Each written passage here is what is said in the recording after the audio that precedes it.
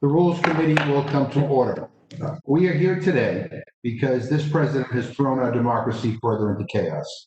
We are just weeks away from the start of early voting in some states. A record number of ballots are expected to be cast by mail in the upcoming election because of the coronavirus pandemic. But all across the country, post office boxes are being ripped out of neighborhoods, sorting machines are disappearing, and mail delivery has slowed, threatening people's ability to get life-saving medications and Social Security checks in a timely way. All the while, the Postal Service is still badly in need of additional resources heading into November. The House acted to provide more funding months and months ago, but the Senate has done nothing, not a thing. So let me say this clearly. This assault on the Postal Service is an assault on our democracy. These actions call into question whether legal ballots will be counted in states across the country. It is no wonder that there's been such an immense public outcry. I don't know about my colleagues here, but I've literally received thousands and thousands of inquiries to my district office on this issue. The statement by the Postmaster General this week doesn't cut it. He said nothing about reinstalling the boxes that had been removed or putting back the sorting machines that had disappeared. He has said nothing about the need for additional resources for the Postal Service. We've learned since, through a subsequent conversation with the Speaker of the House, that the Postmaster General has no intention of undoing what he's done.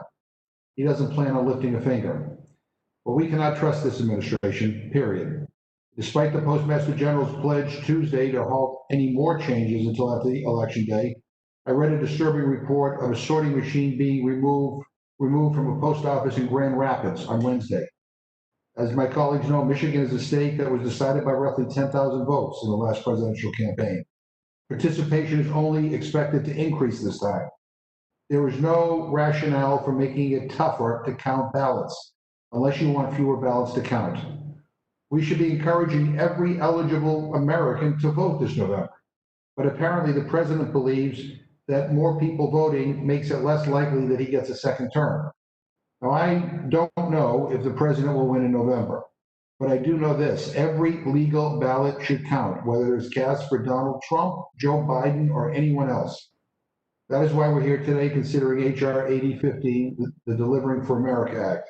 This legislation would reverse these changes and restore operations back to where they were on January 1st. It requires the Postal Service to treat all official election mail as first-class mail, and it provides $25 billion in funding for the Postal Service, which will help support its more than 633,000 employees. My colleagues, this is a five-alarm fire for our democracy. We need the boxes back. We need the sorting machines back. We need to respect the men and women who work for the Postal Service. We need additional funds to support the Postal Service. And we need to reverse this slowdown in delivery. It is clear that none of this will happen unless Congress passes this bill. That is why it is urgent that we act immediately. Before I turn to our witnesses, let me first turn to our ranking member, Mr. Cole, for any comments he wishes to make. Thank you very much, Mr. Chairman. We're here today to consider H.R. 8015, the Delivering for America Act. Before I begin, I think it's important to note that all of us, every member of Congress, both Republicans and Democrats, support an efficient and effective postal service. The Postal Service is of critical importance to all Americans, but it's particularly important to people in rural districts like mine. To the extent that there are necessary bipartisan reforms that Congress can provide, and to the extent that there are real funding needs that only Congress can meet, the majority will find willing partners on our side of the aisle to work together on those issues. Unfortunately, the majority has chosen a different path, and I'm truly disappointed by the measure in front of us today. There are two main provisions of this bill.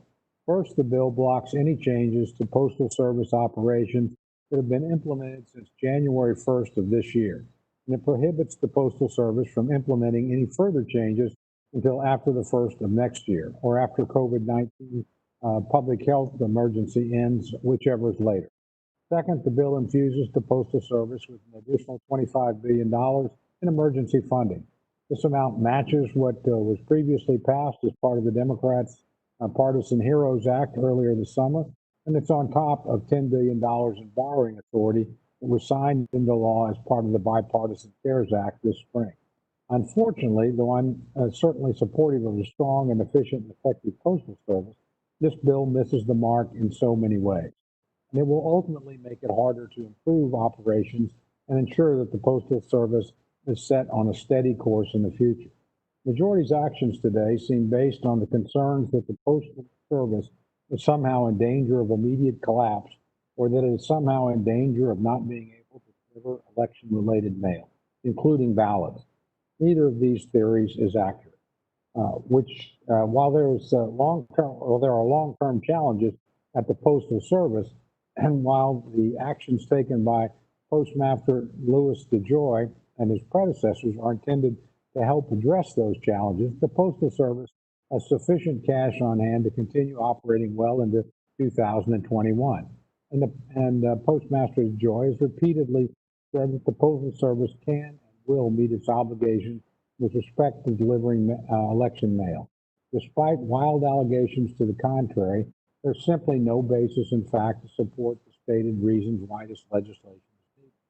Mr. Chairman, I ask unanimous consent to insert for the record 4 newspaper articles discussing the majority's concerns about the Postal Service, including a Wall Street Journal editorial, a column by Rich Lowry appearing in the New York Post, a column by Byron York appearing in the Washington Examiner, and a column by Ruth Goldway, a former commissioner of the Postal Service, appearing in the New York Times. Thank you very much, Mr. Chairman. Without objection, yeah. Thank you. All 4 of these articles make it very clear that none of the Democratic majority's asserted reasons for this legislation are accurate. And all 4 make very clear that the recent reforms at the Postal Service, which this legislation is intended to block, will instead increase the long-term challenges of the Postal Service and ultimately make it harder to ensure its survival as an institution. Finally, I would be remiss if I did not note that once again, the majority is bringing a bill to the Rules Committee and then to the floor, which did not receive a markup in the Committee of Jurisdiction. When the Democrats took the majority, they made a promise and enshrined it into a rule that no bills would come before the Rules Committee that had not received both a hearing and a markup in the Committee of Jurisdiction. Sadly, the majority is once again violating that promise, just as they did last month and just as they have repeatedly done since the beginning of this Congress. And to make matters even worse, they're moving this bill now despite scheduling a hearing with the Postmaster General in the House next Monday. Mr. Chairman, I have to ask if the majority is going to repeatedly violate your promise, then what was the point of making the promise in the first place?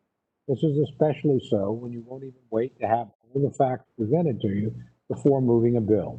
Why pretend to offer a new way of doing business that you claimed was necessary in order to be more inclusive and give all members a chance to contribute to the legislation if all you're ultimately going to do in the end is continue the same practices you spent years criticizing? We owe the institution more than that, Mr. Chairman, and ultimately we owe the American people more than that too. With that, Mr. Chairman, I yield back. I thank the gentleman for his comments. And let me just remind everybody, we're here because we think this is an emergency, quite frankly. We have a president who is talking about not respecting the results of the election. We have a president who repeatedly questions the relevancy of voting by mail, even though he votes by mail. And we are getting thousands and thousands, in my own office, thousands and thousands of complaints from constituents about mail delivery slowing down. Veterans who rely on the Postal Service for their prescription drugs, people worried about whether their Social Security checks will come on time. I mean, this is a crisis that has been fully created by the man in the White House with the assistance of his Postmaster General. And people are rightfully concerned whether or not the intention here is to disenfranchise countless citizens from having their votes count. So none of us expected to be here today, but this is what the president has created, and I take it very seriously. The right to vote, as our friend John Lewis used to say, is not only precious but it's sacred. I mean, people fought and died for this, and now we have somebody who is in the Oval Office working overtime to try to disenfranchise people. So that's why we're here. I'd like to welcome our witnesses to provide testimony in HR 8015, the Delivering for America Act. Chairwoman Maloney, Ranking Member Comer, and Representative Lynch. We're delighted that you are here. Without objection, any written materials you submit to rules documents at mail.house.gov before the conclusion of this hearing will be entered into the record. I am now happy to recognize the distinguished gentleman from New York, Chairwoman Maloney. Thank you very much, Chairman McGovern and Ranking Member Cole and members of the committee. The Postal Service is a critical component of American national infrastructure, especially this year with a pandemic raging and when millions of Americans will vote by mail. The Postal Service delivers more than 470 million pieces of mail a day to every home in America. It is a critical lifeline providing universal access to medications, supplies, and mail for all Americans, no matter where they live. One reason we are considering my bill with such urgency is statements made by the President just over a week ago. On national television, the President stated that he opposes $25 billion in critical assistance to the Postal Service because he wants to stop mail-in voting. Now think about that for a moment. The President of the United States thinks that we should make it more difficult for people to vote during the worst health crisis our nation has experienced in a century. This assistance was requested unanimously by the Postal Service Board of Governors, all of whom were appointed by President Trump. And we in the House passed this funding more than 3 months ago as part of the HEROES Act, where it now languishes in the Senate. My bill includes the $25 billion requested by the Postal Service, which the nonpartisan Congressional Budget Office believes will be spent almost entirely by the end of 2021. The need is that dire. Alarmingly, the Postal Service is also under attack from within by its own leadership.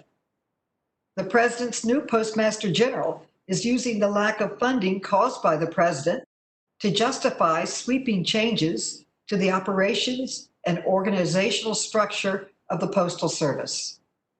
Within a month of taking office, Postmaster General DeJoy began ordering reductions in overtime, limits to the daily number of trips from mail processing centers to field locations, the removal of processing equipment and public mailboxes, and more. These changes are causing huge delays, reported all across the country, threatening the effectiveness of the Postal Service and undermining our democracy. I wrote to the Postmaster General several times raising concerns about these changes, only to be told by his staff that he had not ordered these changes and that they were isolated actions by local area managers. Imagine my surprise when the Postmaster General himself told the Speaker of the House and Senate Democratic leader that he had, in fact, ordered these changes. At best, this is a massive communication and operational breakdown in the Postal Service. At worst, it's an effort to make the Postal Service fail. We should all remember that these changes hurt real people. A delay in mail for many is not simply an inconvenience. A delay in mail could mean no medication for a veteran, no letter for a grandparent who's alone and doesn't use the internet, and a ballot that is received too late to be counted. That is why my bill would put a stop to these changes, require the Postmaster General to undo the damage that has already been done, require election mail to be prioritized as it always has been, and give the public the ability to hold the Postal Service to account in court if necessary. The Postal Service exists entirely to serve seniors, veterans, teachers, and every single American who wants to use its services. Its main goal is and must remain to deliver the mail in a timely and reliable manner. I know my colleagues on the other side of the aisle, including those representing rural constituents, who can count on routine mail delivery, thanks entirely to the Postal Service's mission of public service, do not want the Postal Service to fail. They want their constituents to have mail-in ballots to be counted this November. They've heard the public outcry about these changes. This should not be a partisan issue. These attempts to hurt the Postal Service and undermine our democracy must end, and this bill will help make that happen. I thank you and I yield back, and I thank you for being here and for your service. Thank you. Thank you very much, Ranking Member Comer.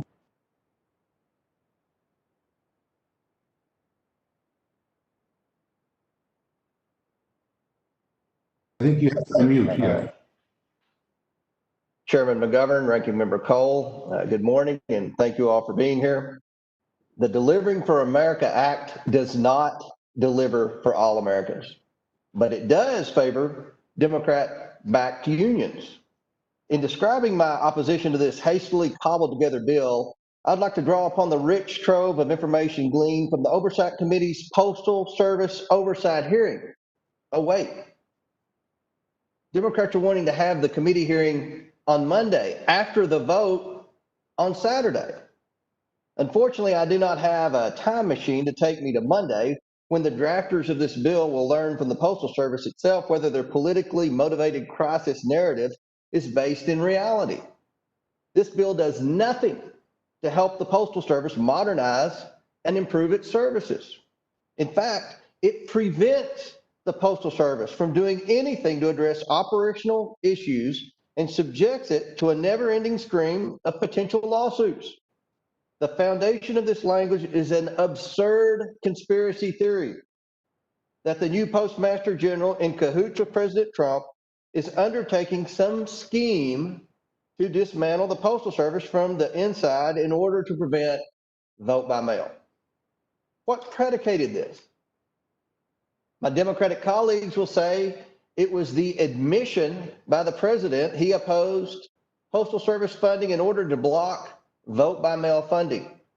I have listened very closely to his press conference remarks, and that is not what he said. In response to a confused question, the president said postal funding and vote by mail state election assistance funding, unrelated to the Postal Service, were part of a larger negotiation around pandemic relief funding that has stalled. When asked if he would veto a bill because it had postal funding, the president replied, no. There has been talk about whether the Postal Service needs a bailout for some months now, but the Postal Service's own financials show it's not in need of such funding. But what really dumped fuel on the fire seems to have been the Postmaster General's efforts to actually improve the Postal Service's operations, which has apparently deeply offended my Democrat colleagues and their union taskmasters. First, what exactly was the Postmaster General trying to do? Mr. DeJoy took the insane step of trying to improve the operations of the Postal Service by making sure two core elements of their daily operations actually function: mail processing and transportation logistics. Why would he want to do this? Well, let's start with the fact that the Postal Service has lost $77.8 billion since 2007. This is due in large part to a broken business model created for a world that no longer exists. The incoming Postmaster General, a man with deep career experience in logistics, quickly recognized that the Postal Service has plenty of room to tighten up the ship within its legally authorized purview. Make no mistake, Congress is overdue in addressing larger, meaningful reforms to bring this vital American service into the 21st century. But before we get around to fixing the Postal Service's year-over-year operational deficit, we do a grave disservice to this nation in vilifying the proactive reform efforts of an operational, efficiency-minded Postmaster General. Let's talk about an unnecessary cost driver that is crowding out modernization efforts.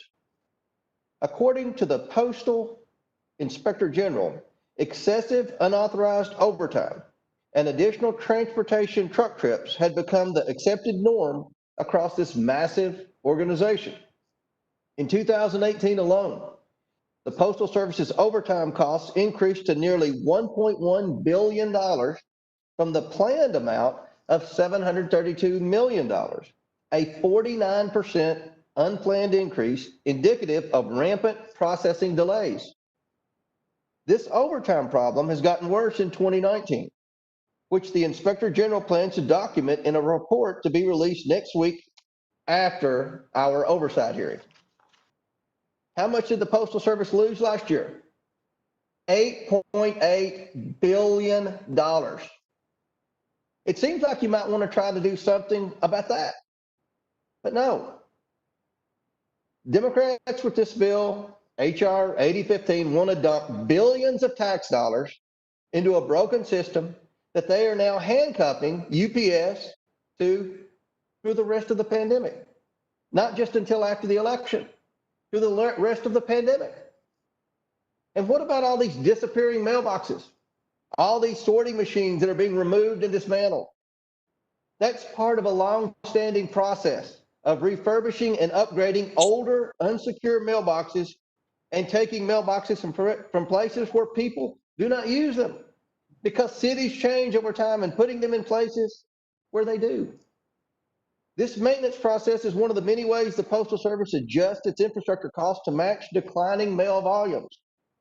Over the last 7 years, we have removed an average of 3,100 boxes per year.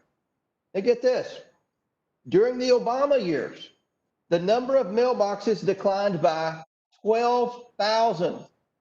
I never heard any Democrat outrage over that. Never heard of any Democrat calling for any special committee hearing, much less an emergency vote on a Saturday in Congress to address the 12,000 boxes that President Obama removed. At a time when package volumes have skyrocketed due to e-commerce, while mail volume is down almost 33% in 15 years, it makes no sense to have letter carriers wasting trips to empty mailboxes. It also makes no sense to have mail sorters sitting dormant, taking up space in facilities that could be better used for package delivery equipment. But why conduct this routine maintenance and seek operational improvements now? Why embark on such a risky plan as having things actually run on time 3 months before a critical national election? Maybe it was an honest attempt to get things working better. When I return from the future after Monday's committee hearing, assuming I can find a time machine, I'll give you a download from what Mr. DeJoy and the Postal Board of Governors chairman say on the subject during the Oversight Committee hearing. As for vote by mail, the Postal Service is capable of handling the additional volume. In fact, it welcomes the additional mail volume and revenue. It's a great opportunity for the Postal Service. Let's get a little perspective here. This year, the Postal Service processed 10.9 billion pieces of mail in the month of June during a global pandemic. Think about that for a second. If every registered voter in America decided to vote by mail, both requested and returned their ballot by mail, that would amount to 350 million pieces or so of mail. That's 3% of June's delivery, 3%. Or put another way, this would amount to 2% of their overall volume for the holiday peak season. What the Postal Service cannot control are the mishmash of state election laws made without consideration of Postal Service operating standards and delivery timeframes.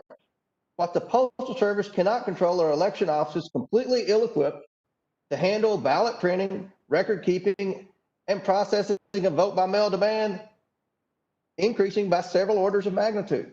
I'm not sure whether or how these issues come into play with HR 8015's $25 billion bailout. Has the Postal Service incurred unanticipated costs due to the pandemic? Yes, but from briefings and limited information, we believe pandemic costs amount to something around $500 million per year. While between March 16th and August 16th, the Postal Service has made about $1.5 billion more than the same period last year and currently sits on a cash pile of $15.1 billion. Has anyone provided a plan for how the $25 billion taxpayer bailout will be spent? No. What would the American people get in return? They might get to sue the post office, and they get the legal assurance that nothing will improve. What we need is a serious effort to fix this business model of the Postal Service, an effort like that was led by the late Chairman Elijah Cummings and the current White House Chief of Staff and former committee member Mark Meadows. Unfortunately, that effort stalled largely due to the prior Postmaster General's failure to deliver an updated business reform plan as promised at our committee hearing over a year ago. I would welcome an opportunity to have a serious, mature, and good faith discussion regarding postal reform issues that actually accomplish something meaningful. But this week's debate and legislating has been anything but productive. Americans deserve better, and I yield back. Mr. Chairman? Oh, excuse me. Yes. Mr. Chairman, in the spirit of bipartisanship, because there are a number of Republicans that support my bill, I have offered an amendment that the ranking member referred to on a private right of action, deleting that from the bill at their request. I truly do want this to be a bipartisan effort, and I truly am open to any suggestions that allow us to maintain the mail, make sure it gets to the people, helps us get through this pandemic and the election.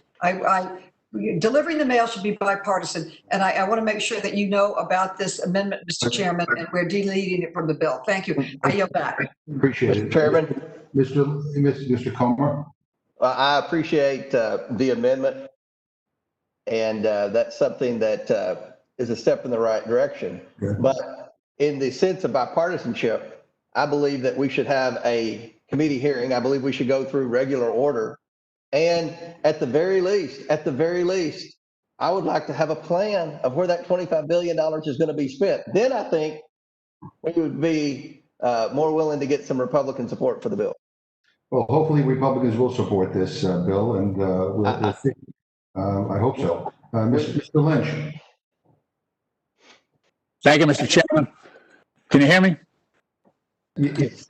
All right. This is a sad moment. You know, this president has really dragged some good and decent people into positions that are completely indefensible. And I have enormous respect. I've served with Mr. Cole for many years, and I have enormous respect for him and the work that he has done. Take exception with some of the comments he made in his opening statement that he said that our concerns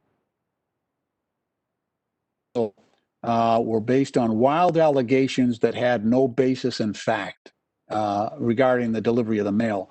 I just want to offer for the record and ask unanimous consent to submit a letter August 29th from the United States Postal Service that was sent to 46 states saying that they do not believe that they can deliver the ballots for the upcoming election in time to be counted in that election.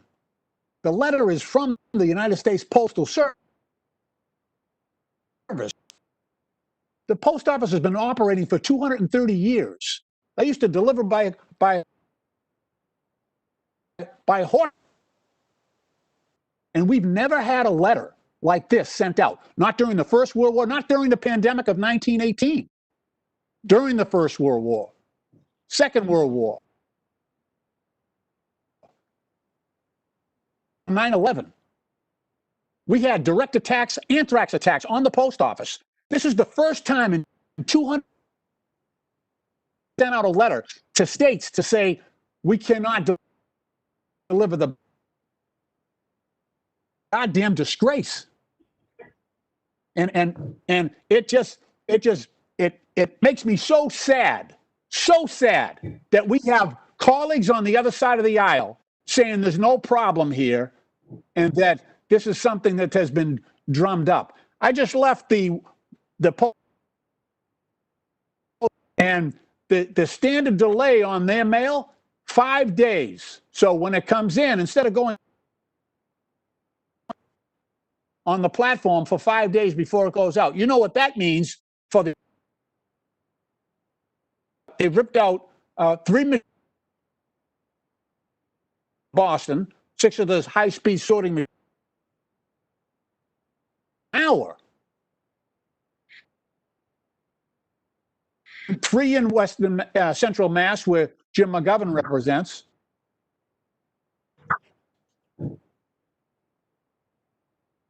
Look, this is an attack on our democracy and an attack on this election. And it is shameful, shameful. The president's own statements. It just breaks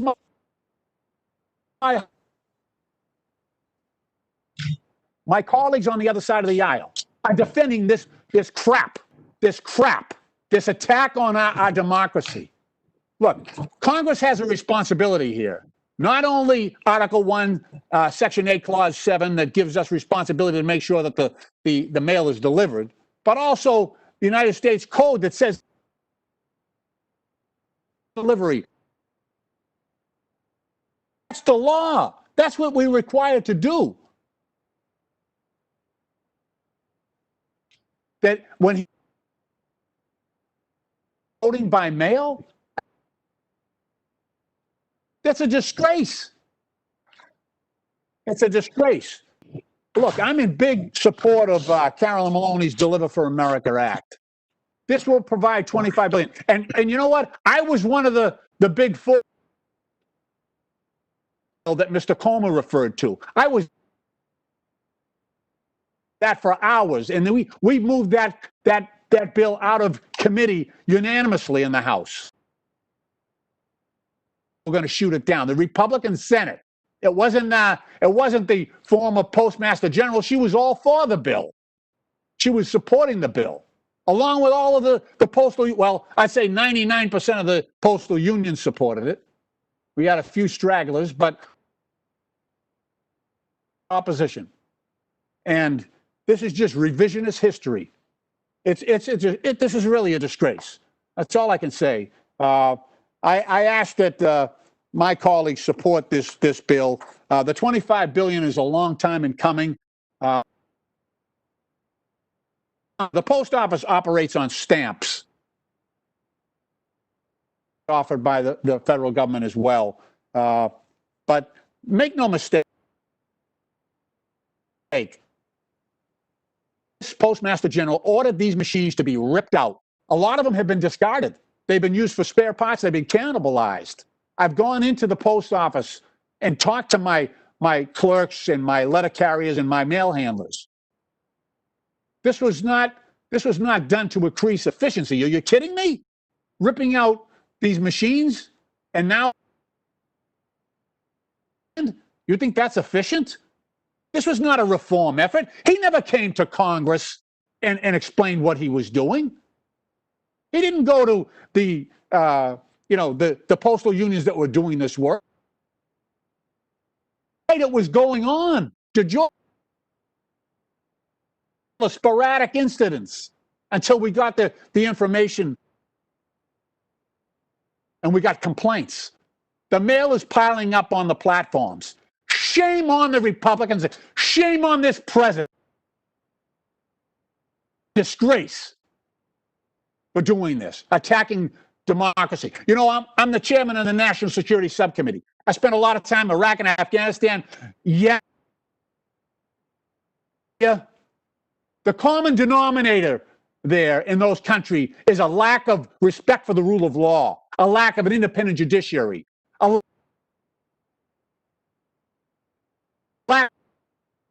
the same thing I'm dealing with in the United States of America.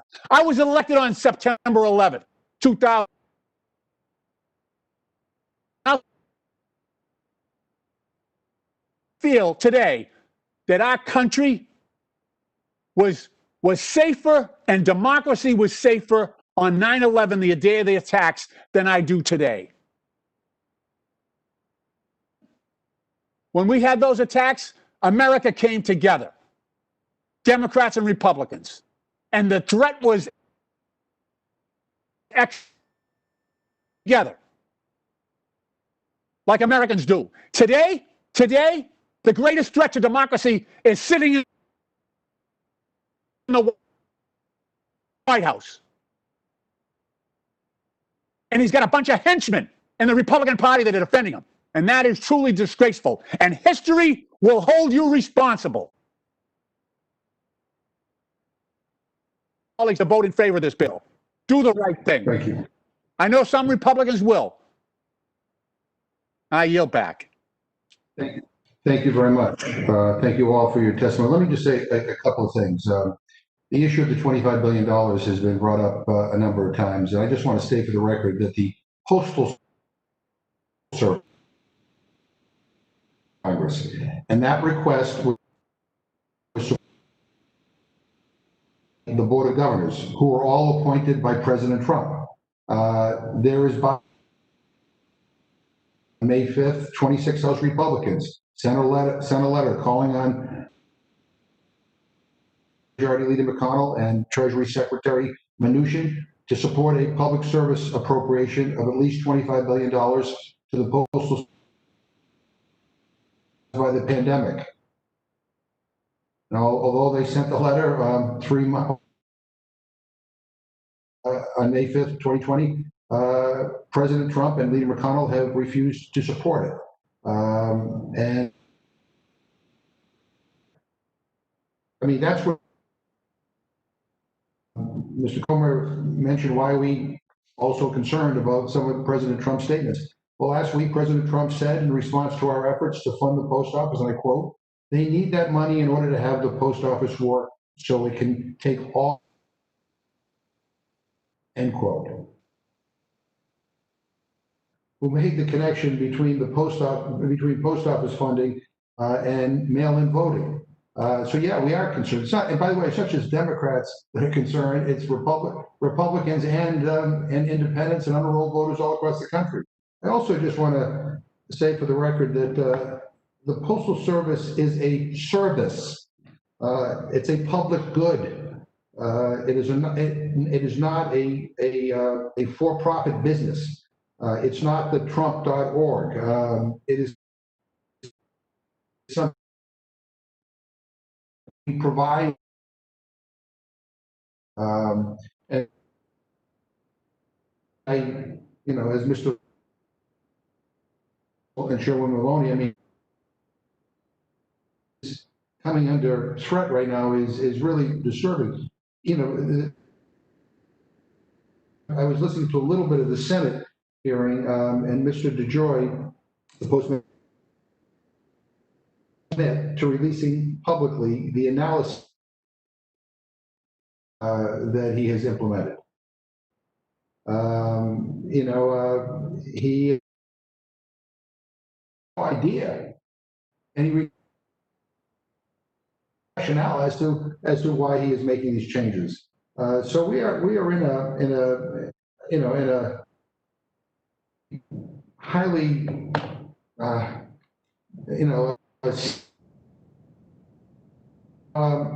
but I hear this over and over and over again. Making money that we need to treat it more like a business.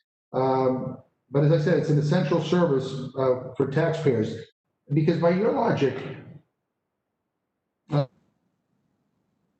we treat every government agency as a business? Should we demand a profit from our fire departments? Should we ask why the VA lost money taking care of veterans? I mean, America's highest purpose is not the bottom line. And again, I mean, service is already suffering, and we are all being inundated with calls and emails from our concerned not only about the impact on the election, but now. So we can either live in an alternative universe and make believe everything's just beautiful. To do fine, but the reality is everything is not beautiful. Everything is not going well. As I said before, it's a 5-alarm. I yield to. Thank you very much. Clearly have a different view. I actually agree with you that there's additional resources that are needed by the post office. I'd like to see a plan to go with it. And I haven't ever seen this kind of frankly, congressional micromanagement of an industry. As you alluded, Mr. Chairman, is testifying right now. I was listening to that as well before our own hearing began. Asked to do the job, thinks about this. It'd be nice, as my friend Mr. Comer suggested, if we actually had a hearing as we have scheduled Monday before we actually willy-nilly act. And there is no immediate emergency here in terms of funds. Over $15 billion available immediately to the post office, 75 days from the election. And there's also a $10 billion line of credit that we, in a bipartisan sense, made available to the post office in the CARES Act months ago. Not a dime of that has been tapped. So this idea that we have to have $25 billion right now, do we need it long term? Sure, we absolutely do. But we need a plan of reform to go with that $25 billion so we make sure that we're not simply flushing it down the toilet. I'm really disappointed that legislatively jurisdiction have held any hearings, marked up any legislation. I think that is just a terrible way in which to act. And again, as my friend Mr. Comer suggested, we have no reason to believe that the post office can't handle this. Actually, our bigger problem is the one that my friend from Kentucky put his finger literally up to the last minute. I understand they're under a lot of pressure, but usually without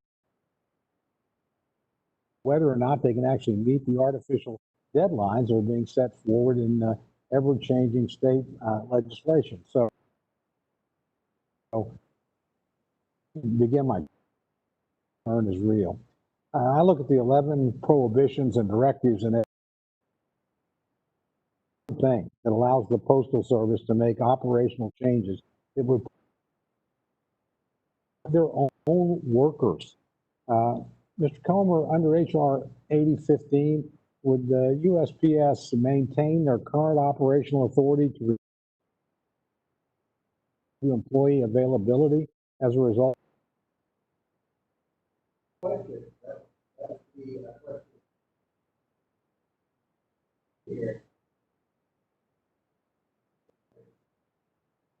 I thought it automatically unmuted. That's a great question. And that would be a question the sponsor of the bill during a regular committee hearing. But it appears that they're an employee wanted to shut the post office down for a few hours or a day, or not, maybe not a day, a few hours to disinfect the office. I mean, it can't make any changes.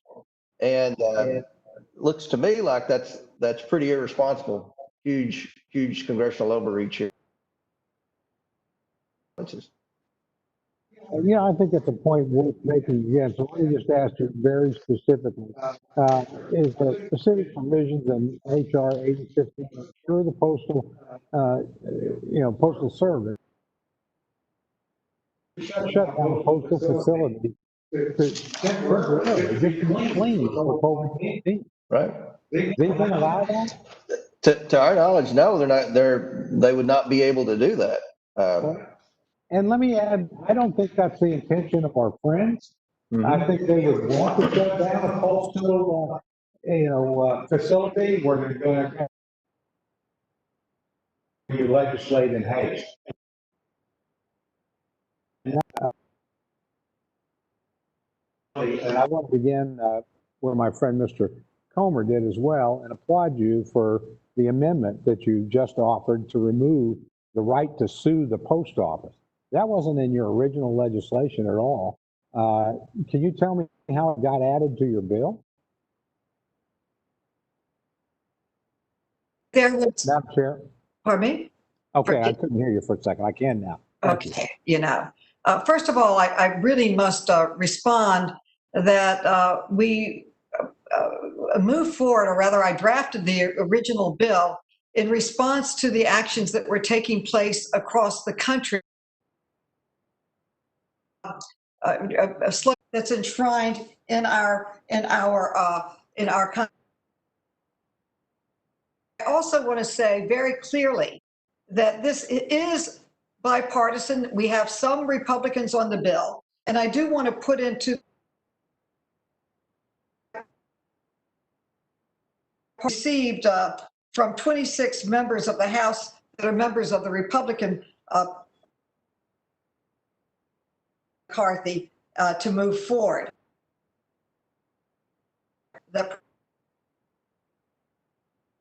have been appointed by President Trump, his appointees have come out unanimously in support of this money and says that it is desperately needed. And just last week, we received a letter, again, from the say, we quote, we face an impending liquidity crisis. And it concludes with, quote, we are currently unable to balance our costs with available funding sources to fulfill both our universal service mission and other legal obligations. Members have come forward with many in the bill. The bill basically does two things. It has the funding for the services, and then it stops any efforts to slow down the mail. One of the problems, some members' ability to enforce that, put forward by actually some constitutional lawyers from Harvard, our own committee member on government oversight reform, Congressman Raskin, who is a former professor in constitutional law. I want to point out that there was no money attached to it. There would be no money coming to anyone, to any lawyer or the post office. It was merely an injunction to stop. The reason we're moving with this emergency is that when we complained to the post office about what was happening, they just told us to shut up and go away. Yet our constituents were really screaming about the services that they need. Not only veterans who need their medications, but I would say every American, and cutting off their mail and their deliveries and their medicine and whatever, their checks, getting complaints about transact, and then it's a downward spiral. Now, in my district, which is an urban one, they can go to alternatives. I understand the Postmaster General apparently owned an alternative at one time. You can go to an New York. There's some counties where there are really more animals than people. It's a state park. It's a beautiful area, but they have a post office there. Areas it's very hard to, you can't, in death to many people. This should totally be bipartisan. I want it to be bipartisan. I'm bending over backwards to work with my Democrat. I want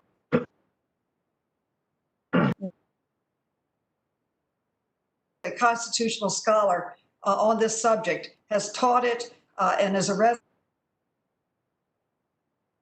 on this. Thank you, Jamie, for your work. Thank you, Madam Chair. With your permission, Mr. Chairman, is it okay? Actually, it's my question, if I may.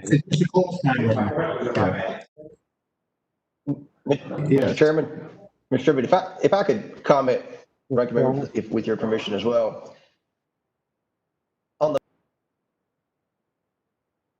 I sincerely work in a bipartisan manner as well. When I came same time as Congressman Raskin, the one issue that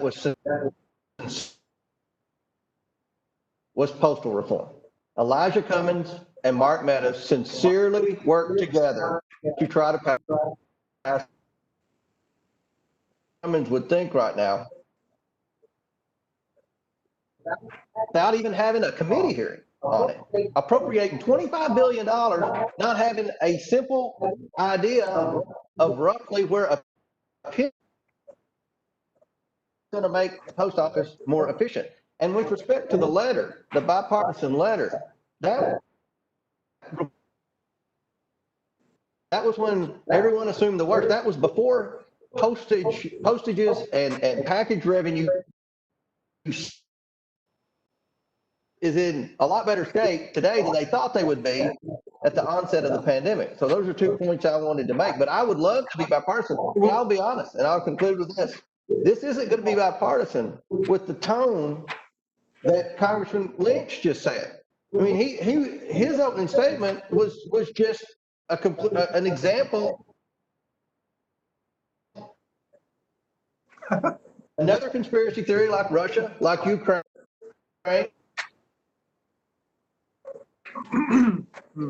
And we want to be bipartisan. This bill hasn't been through regular order. There's no plan on how the money's going to be spent. And as long as those two instances are in effect, it's not going to be a bipartisan bill. I yield back. Well, I'll reclaim my time now. If I could, Madam Chair, have there been any hearings whatsoever on this idea which crept into your bill, now out of your bill, thankfully, and I appreciate that. I'm just curious if there have been any hearings about that particular matter. No, and as you stated, it's out of the bill. Let's go forward. Very glad it's out of the bill. Have there been any hearings on this legislation at all? No, and there were no hearings on the Postmaster General's actions where he did not inform any of us. Our constituents were saying that they were being hurt. Can I respond, Mr. Cole? I would like to say that Congressman. You certainly may. I think I've given you more than ample time. I will say that Congressman Tom Burchett, Senator John Moran, and Senator Susan Collins, all Republicans, sent their own letters expressing concerns with the Postmaster General's actions. I ask unanimous consent. For example, Congressman Greg Gianforte from Montana stated in a letter to the Postmaster General on August 6, 2020, and I quote, "Delaying mail service is unacceptable as the country continues to come. Delivery keeps our communities connected. Montanans depend on reliable access to and financial documents. Any delays in receiving mail would disproportionately whom I represent do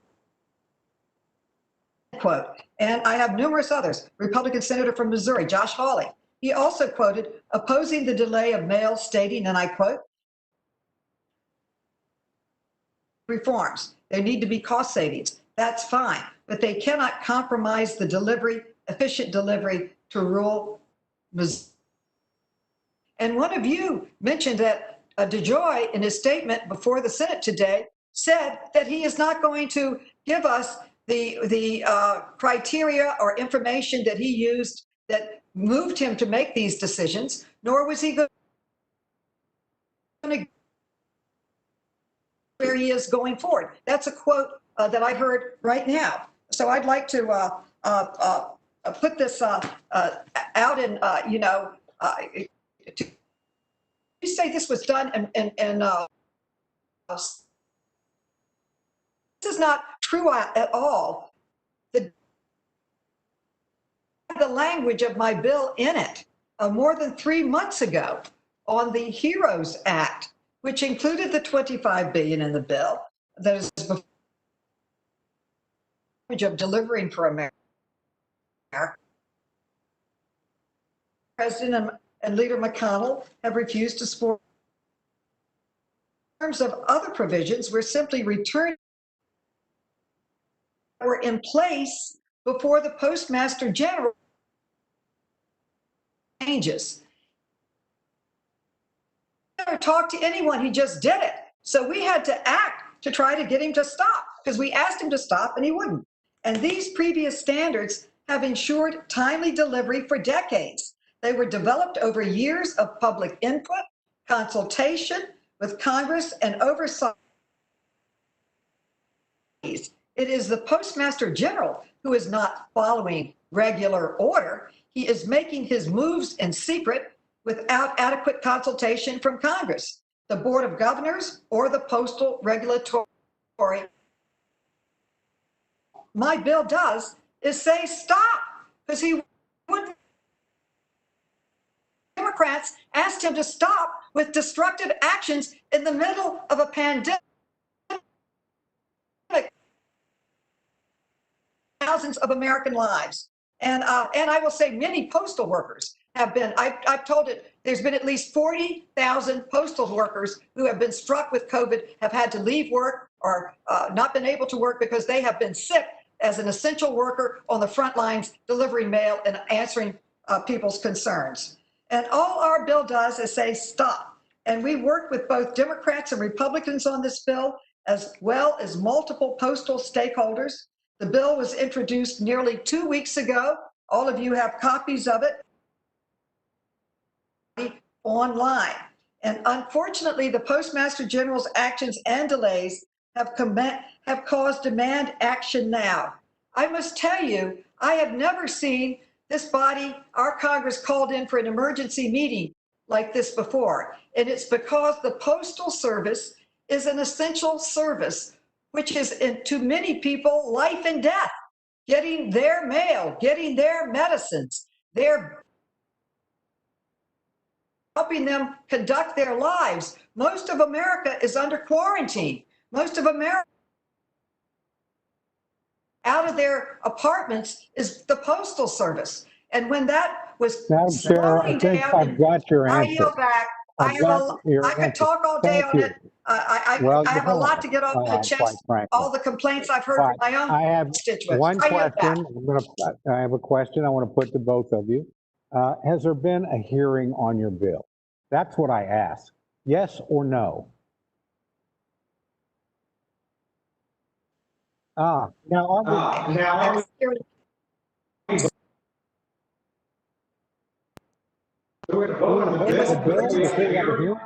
information That is correct. 3 months. Okay. 3 months. Now, it doesn't change anything. A couple of years, but I wouldn't bring them to the floor before they're going to hear. Okay, it doesn't change one thing, Mr. Was never been a hearing. Excuse me. We're 75 days For from the 75 days next from the election. next election. Microphone a little better because it's getting hard to hear. And Ms. Maloney, we got to make sure that we don't talk over one another because we can. Thank you, Is Mr. Chairman. this, I think it probably slipped out. Is that better? Thank you very much, Mr. Chairman. I appreciate you bringing that to my. It's like you're in stereo. It's great. Yeah, I know. It's pretty, we do. Second question, we're 75 days from the election. The post office has $15 billion on hand. It has a $10 billion line of credit that it's had since May that's because there's been more of an infusion of cash that nobody, again, as my friend Mr. Comer pointed out, anticipated, but that's a good thing, not a bad thing. What we anticipate is going to happen in the next. You're asking me? I'm asking you and Mr. Comer. I mean, do we have enough money on hand right now to deal with things? I'm told we do well into next year, but I'm curious, about what your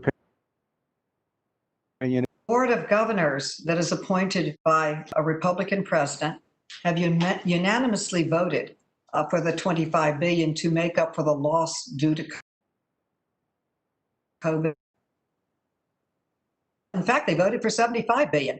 They requested $25 billion line of credit along with $25 billion for. Well, as I said, Madam Chair, I actually favor additional money. Let's say. For question I'm asking is, do they have enough money? Since we haven't had a hearing on this bill, we don't have a plan on how to spend the $25 billion. But I want to know if there's an emergency, do they have sufficient money, in your opinion, to operate now? As I understand it, the Postal Office Board of Governors request is long-term. It's not like we have an immediate crisis. We can't handle our responsibilities between now and the election.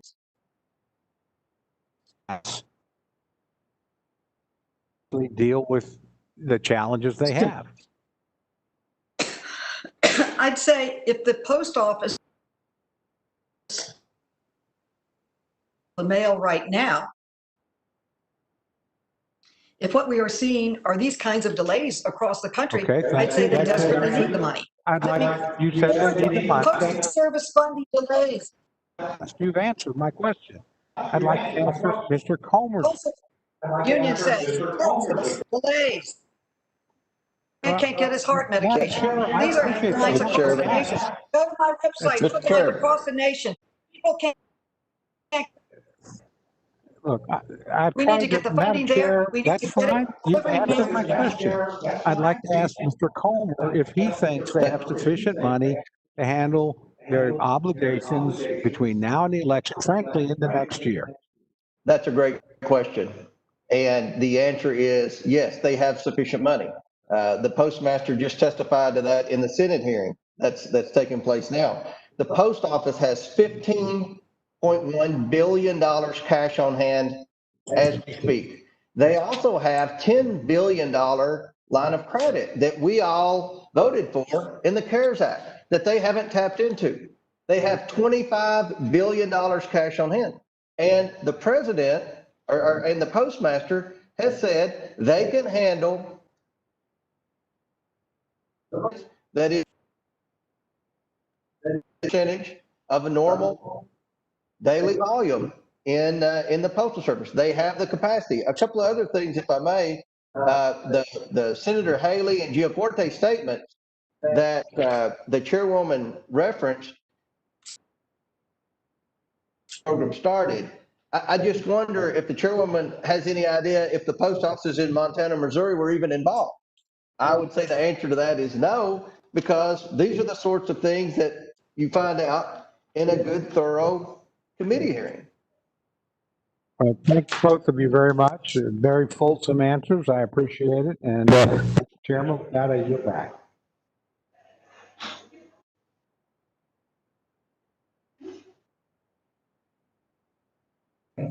I'm gonna go to Mr. Hastings right now. Thank you very much, Mr. Chair. 27 years ago, those of you that were not here, that there was a post office committee. Bill Clay, Lacey Clay's father, chaired that committee. And of course, being a I was assigned to the post office committee. I found it an enjoyable for all the 20, the post office attacked by members of the other side. Reforms have been put forward. Very few of us have Congressman Lynch's experience with the post office. Has 17 members of his family that have worked for the post office. I have 2.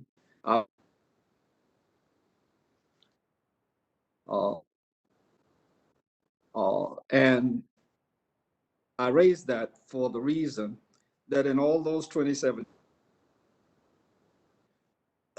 have occurred at the post office, and Steve, you back me up on this, where $50 billion was owed to the post office, and I have no recollection that money largely comes about because Republicans, and that's their problem. It to the service that they render for us all. It is a place where a lot of veterans work today and for years. And we need to be mindful of that. Like some of you, I was coming from the doctor this morning and listening to the radio, and I heard the hearing of the Postmaster General, and I stand to be corrected, but I think I heard him say that some of the actions that have been taken by the previous postmaster. In addition, in dealing with one of the senators, have his plan ready by Sunday night. He said he could not make it available, his plan going forward. Now listen, friends, all of us know something went wrong in the last 2 months as it pertains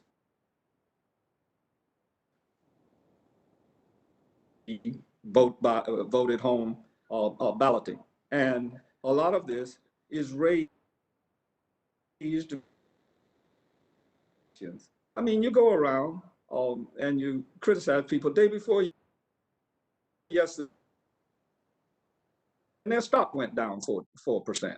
I mean, you know, the gentleman in the White House needs to be very cautious. His actions have consequences. Now, whether the postmaster put this plan in place or not, extremely disturbing to me. And I went to a distribution center here in my district. I also went to a local post office, and their backlog is 4 to 5 days. Of 55 or above, even though I'm almost twice. But in my community, and what where our postal box there 2 days ago, by 3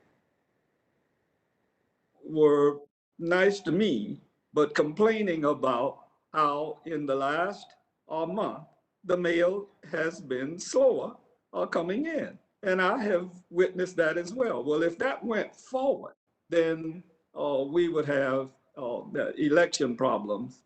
And quite frankly, let me just put it out there. I think the president wants to say that this was a rigged election.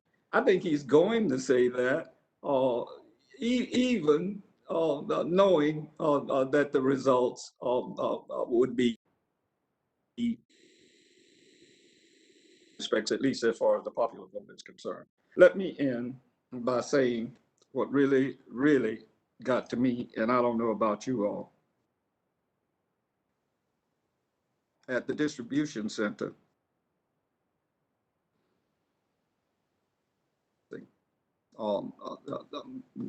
gizmo, I don't know technology.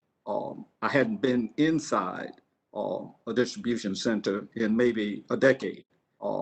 I didn't know anything about the mail processing on television. I learned that it called, and it processes 32,000 pieces of mail. Mr. Comer, Mr. Cole, and anyone else that curtilage. If the processing machine in the places where it was removed could process 32,000, how on earth human hands are going to be able to process that amount of mail? Thus, people that are using mail-in ballot. The gentleman at the distribution center said to me, there's no way that they won't have a backlog.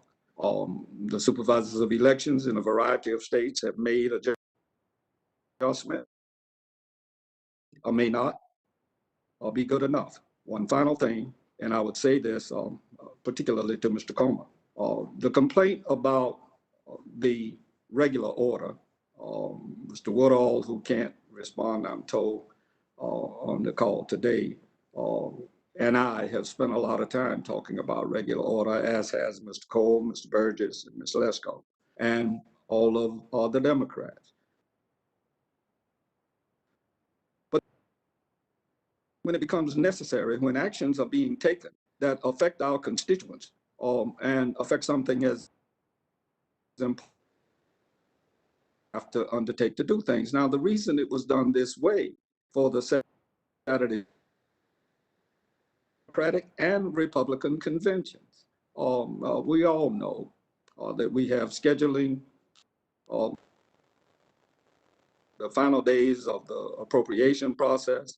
But one thing that I need to make clear is we have a lot of legislation that people may agree or disagree upon. But in my considered judgment, it is wrong for Senator McConnell, as the majority leader of the Senate, not to put these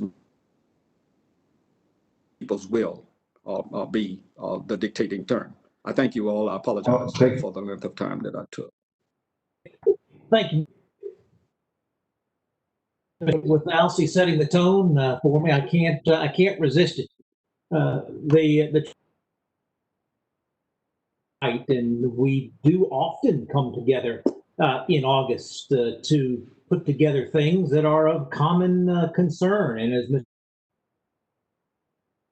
Common concern, we lost. And we lost Mr. Meadows to being called to the White House. But if those two gentlemen can demonstrate partnership, clearly we know partnership is available to us. Does not have to be much listening, and that we're not focused on those partnership issues. Susan Collins' letter has been read. Advocate here. If you read the closing of her letter to the Postmaster General, she said, Postmaster General, you have committed changes are improving, not diminishing Postal Service response times, and I'm calling on you to live up to that commitment. That's a very reasonable and partnership plan. You mentioned in your opening statement that those $25 billion would likely be expended by the end of calendar year 2021. I believe it was calendar year. You might have meant federal fiscal year. Could you clarify when you were stating that those funds would be expended? Necessary between now and November, because that's where our focus seems to be today, versus what needs to be expended between December and the end of that 2021 timeline? The demands from the Board of Governors, the Republican Board of Governors, and the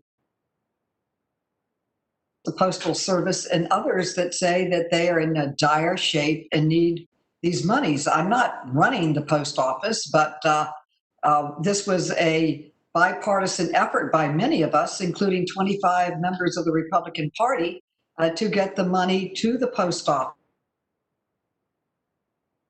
said was needed. In fact, they requested 75 billion, not 25 billion. And the 10 billion line of credit became a problem also with certain demands being placed on it.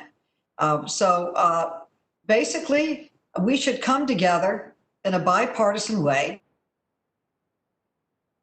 stop any effort that slows down the mail until after the pandemic, which I think will be much longer than the election that is approaching us. And it says 2021, and just go forward, but make sure that the mail is being handled and delivered in a proper way to the people. Madam Chair, I wasn't trying to be the least bit argumentative. I was trying to help you build that bipartisan support. I would like to build that. Well, and so if I could get an answer to my question, I think we'd be a step in the right direction. We all care about voting, and Mr. Lynch, who I have the pleasure of serving with on transportation, he doesn't limit his passion to the Rules Committee. His passion comes through in the Transportation Committee from time to time as well. That passion was directed towards protecting democracy and then a presidential election that's coming up in the very near term. I think we all share that vision and that passion. 25 billion is a lot of money. 25 billion to folks who already have to be answered. My question is, since we all agree that we want to ensure public confidence between now and the election, what portion of that 25 billion is necessary then? Because in your opening statement, you explained that the money would not be expended the end of 2021. Well, I office to operate, and I support them getting the money now. Bipartisan agreement. We can continue this conversation as we go forward. Respectfully, we can't continue the conversation about whether we're going to give them $25 billion after we've already given them $25 billion. The time to have the conversation is dollars. But I take your point. Mr. Woodall, can I comment on that question? Yes, sir. Well, thank you. With respect to something that Chairwoman Maloney said about there being problems with the line of credit that we all supported in the CARES Act, there are no demands on the $10 billion CARES Act loan other than transparency. That was the only, the Treasury loan terms were mutually agreed to with, if I could throw in there from something Mr. Hastings said, and has been referenced by many Democrats on the panel here, is how much the mail's been delayed over the last year or the last month or whatever. I have the data here from the Postal Service, and the average day to deliver first-class mail in fiscal year 19 was 2.3 days. For the same average to deliver mail, first-class mail for fiscal year 20 in the current quarter is the data until 2 days after the vote on this bill. But from the data that we have, there's no delay. It's the same amount of time, 2.3 days to deliver mail today than it was last year, this time last year. There's no delay. So you're with all due respect, the members on this committee are talking about things, but they don't have any data to back it up. They say, well, I heard this, or I talked to a person that did that. And it created a situation where the House impeached the president with no wrongdoing. And now we're here with the post office talking about delays in the mail because you've heard this or you've heard that. The data right here says there's no difference. Talking about moving, it's also been mentioned, moving the post boxes to try to hurt election results or whatever. Obama shut down 2 mail sorting offices.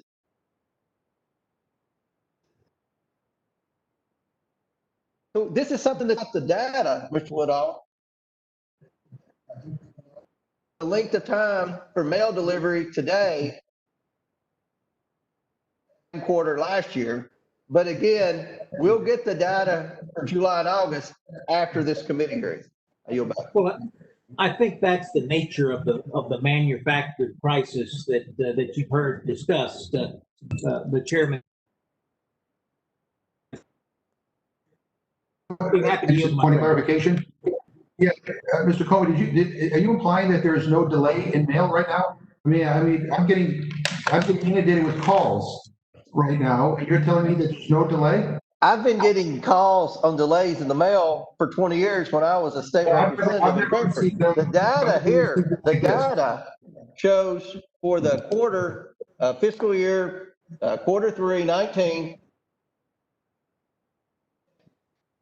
Not days. fiscal year 20 for the first quarter, 2.3 days. Now, there could be delays over the July and August, but we don't have the data. And we're talking about a major piece of legislation, a huge Yeah, congressional overreach without having data. Need to wait for a report to tell me what my constituents are telling me firsthand. Also, Mr. Comer, with respect, you mentioned the impeachment. Somebody needs to mute. You may not think that asking a foreign government to meddle in our election is a serious matter. I do. And so we disagree on that. But on this here, I mean, we are here because the president is openly and blatantly bragging about how he wants to deny money to the Postal Service so that we can screw up voting by mail. I mean, he's doing that. Concern about that is astonishing to me. And I just don't get it. And with respect to regular order, and I'm glad that the Republicans have charged you didn't, but putting that aside, I have a prediction. Mr. DeJoy is not going to be very forthcoming about anything. I've been watching for the Senate hearing. Quite frankly, I don't trust him. Who is basically sitting there dodging questions. I wouldn't trust him to tell me the correct time. So the bottom line is you're going to have the hearing, lots of luck trying to get in. I just wanted to clarify that. I thank the gentleman for yielding. Mr. Chairman, if I may, I've heard this committee, the Democrats on the Oversight Committee, talk about evidence-based solutions a lot. In fact, our last committee hearing was about climate change, something I'm not sure we have a lot of jurisdiction Constituents are my evidence. But I don't. this is the data. This is evidence-based. We're talking about $25 billion. The Oversight Committee is supposed to be about eliminating waste, fraud, and abuse, making government. We've got a Postmaster General trying to make government more accountable, and you all are just politicizing this. One other thing, Mr. Chairman. My grandmother. Okay. Mr. Chairman. My grandmother spent her career as a rural mail carrier in Red Bowling Springs, Tennessee, retired from the Postal Service. I represent as rural a district as anybody in Congress. But let's do it in a bipartisan way. Let's do it transparently. Before we pass. One final thing. In the Postal bank.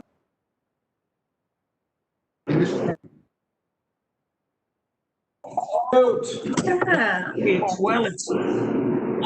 Who's right? I think what Mr. And with the help of Mr. Raskin, in basically taking out a provision that is very, very important to us in terms of enforcement. A commitment to bipartisan here, because we do not want this to be a partisan issue. And I think that ought to be recognized. It is a big to do what they just agreed to do. And I think the record ought to reflect that. And I thank you, and I yield back to Mr. Woodall. Thank you for yielding. Yeah, you're welcome, Mr. Chairman. I appreciate that amendment too. It speaks to the merit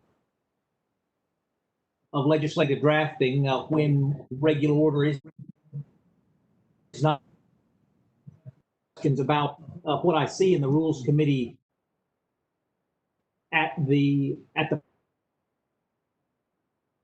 section A that say we're going to permit A6 to be precise. We're going to prohibit any change that would have the effect of delaying, allowing for the non-delivery of mail on a delivery route, or increasing the volume of undelivered mail. And then I go down to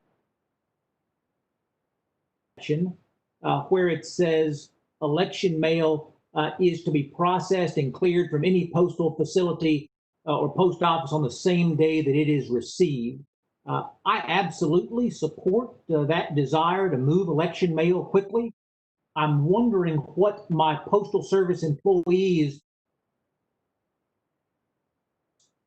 do nothing that will slow any mail down, but prioritize this mail in particular, which by definition will slow the other mail down. Am I misreading those sections, or is there more to it? I'm sorry, Madam Chair, you're still muted. Please. Okay. The political mail has always been treated like first-class mail, all political mail and election mail, and certainly ballots.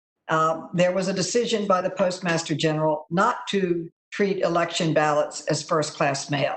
This was going back to the standard that was there before. Finances, we're waiting for a report from the CBO, the bipartisan, nonpartisan CBO, on the money, but it's my understanding that these funds would be spent in 2021. That's where these funds will be spent. And in answer to the question that was raised several times, that in removal of mailboxes and sorting machines, and of course that's happened, but I would say there are two critical differences right now. First, we're in the middle of a global pandemic, and now is the mailboxes and sorting machines across the country, which has been pointed eloquently by Mr. Hastings, that you're processing very quickly thousands and thousands of mail, and now they don't have to go back and doing it by hand. Secondly, the Postmaster General did not adequately consult with Congress or the Board of Governors or the Postal Regulatory Commission. And they suggested during briefings that they might be moving these from one facility to others to make things more efficiently.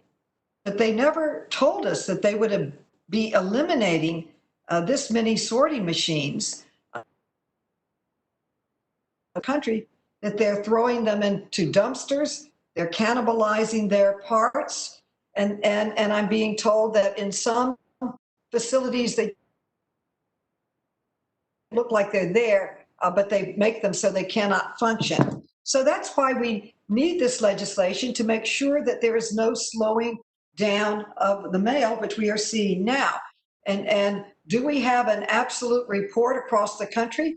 You have only to look at the headlines across the country that we're trying to compile and put up on committee of the slowdown of the mail and the problems that they're confronting across the country in Republican and Democratic districts. And removing public mailboxes in the midst of a once-in-a-century pandemic, just months before an important election in which tens of millions of Americans will vote by mail, makes absolutely no sense. That's why we need this legislation. And Madam Chair, if I might reclaim my time, I'm very interested in that information, but I'm even more interested in the answer to the question that I asked about the dual mandates. I understand that what I believe is a shared desire that we treat election mail like first-class mail. It's a subsidy to state election boards in a very real way, but I recognize that desire. What I don't understand is when I am restricting the Postal Service policies in the way that this bill does. It does not allow changes in delivery standards. It does not allow anything to be slowed down.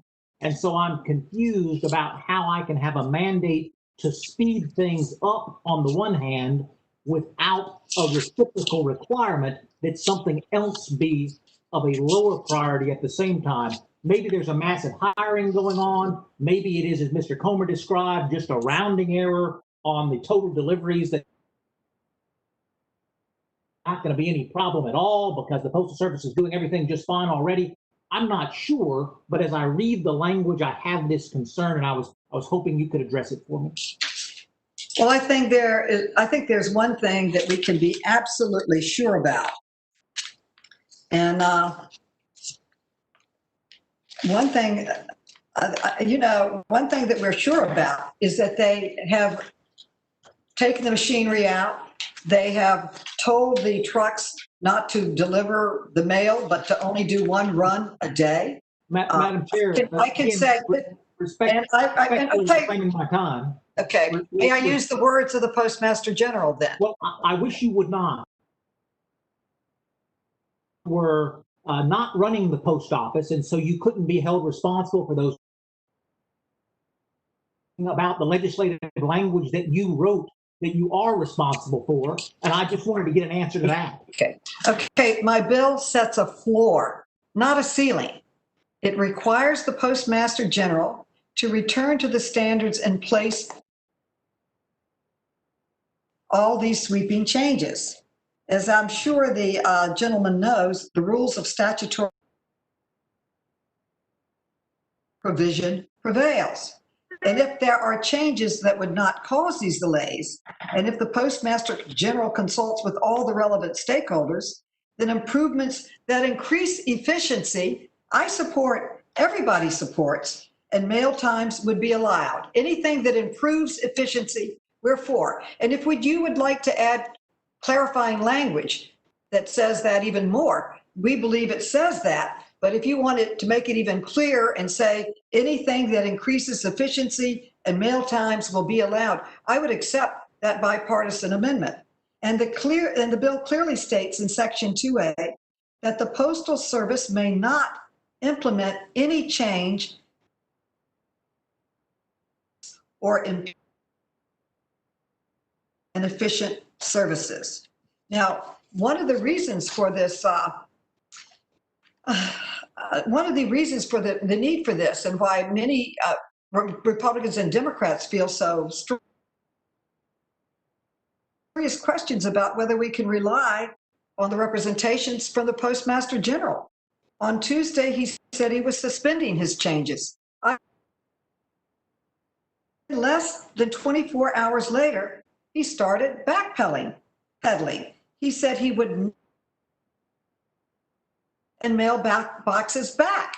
As Mr. Hastings pointed out, greatly increases efficiency, and he still hasn't committed to treating election mail as first-class mail, which has been the standard for years.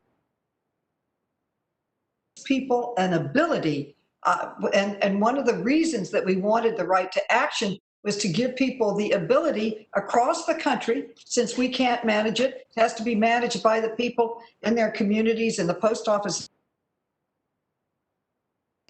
Injunction action, but we've taken that out at your request and other Republicans' request. We want a bipartisan bill. But we are concerned taken unilaterally, but also his statement for which there is no question, it has slowed down the delivery of mail during a pandemic and during an election year. Well, that takes us back to Mr. 2 months McGovern's, before the election. that takes us back to Mr. McGovern's point that he doesn't trust the Postmaster General, and so it makes it very, very difficult to rely on that information. If the Postmaster General was never taking, if post boxes were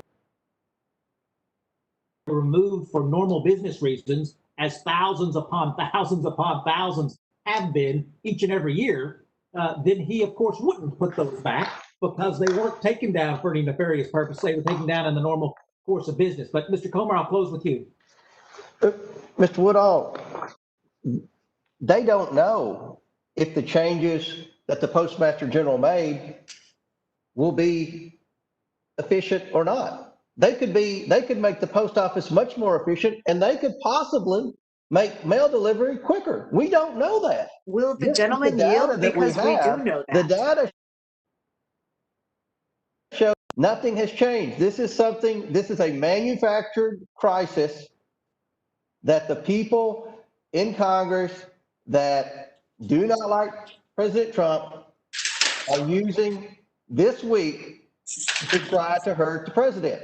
These measures that he put in place could very easily make the post office more efficient and make the mail delivery quicker? We don't know because we don't have the data. We're going to get some more data Monday after the committee hearing, which is a terrible way to operate, especially the oversight committee, which is supposed to be the committee that's the taxpayer watchdog. Well, I don't believe there's a single member that's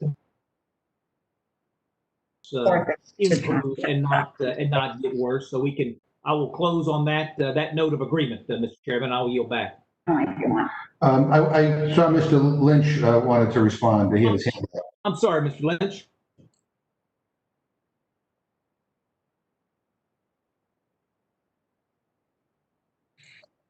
You got to unmute, Steve. Okay. No, you got All right, here I am. I'm good now. Okay. So look, Mr. Coleman is waving these sheets from June. Okay. So last Thursday, August 13th, Mr. General DeJoy sent a letter to the American Postal Workers Union, and that's been published already, but I'd ask to have that submitted as evidence in the record. He basically says this. He says, the current delivery delays are unintended consequences and are temporary. Okay, so DeJoy, who's running the post office, is telling them, the union, that the current delays that we are experiencing are unintended consequences. So even though you may not see delays, the Postmaster General last Thursday acknowledged the delays in delivery. I visited my post office. You got a letter in Kentucky, and Mr. Cole got a letter from the post office in Oklahoma. They could not guarantee the timely delivery of the ballots for the elections being held in Kentucky and Oklahoma, just so you know. I mean, you are in complete denial of the world around you. And look, the withdrawal of these machines, 671 high-speed sorting machines have been removed. Remember, since the early 1990s, early to mid 1990s, we've reduced the employees at the post office by 100,000 people. We have 100,000 less employees today than we had in the 90s at the post office. We using automation. They used attrition as people were retiring. They did not replace them, and what they did was they brought in automation. These high-speed machines. That was an efficiency move. Now they're ripping out the machines that allowed us to deliver the mail with less employees. So, and the Postmaster General acknowledged that we're having delays in the delivery of mail. Just so you know, you might want to talk to your constituents and visit your post offices, but that's going on right now, whether you choose to acknowledge it or not. I yield back. Thank you. Mr. Chairman, if I may respond to Mr. Lynch's, what he said.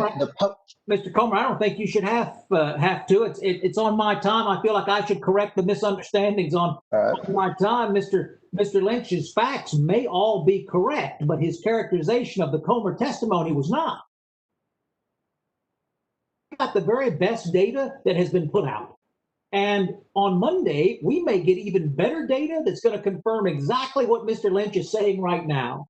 But we don't have that data yet. And we could legislate by anecdote. That's you got a letter from the Postmaster General. But you got a letter dated because there's delays in the mail. And you want to wait for a report? No. I'd like to wait to hear from the Postmaster General, but I think we're going to be a day late and $1 short on Monday, maybe 2 days late and $25 billion short come Monday. But you referenced the letters that our secretaries of state received, and again, I know that you were trying to characterize them properly, but they didn't say we're not going to be able to deliver your mail. What they did say is we have the same standards in place today that we're going to have in place in November. I want you to be aware of what those standards are. And if you do crazy things with your mailing ballots, your voters may be disadvantaged, and we don't want that to happen.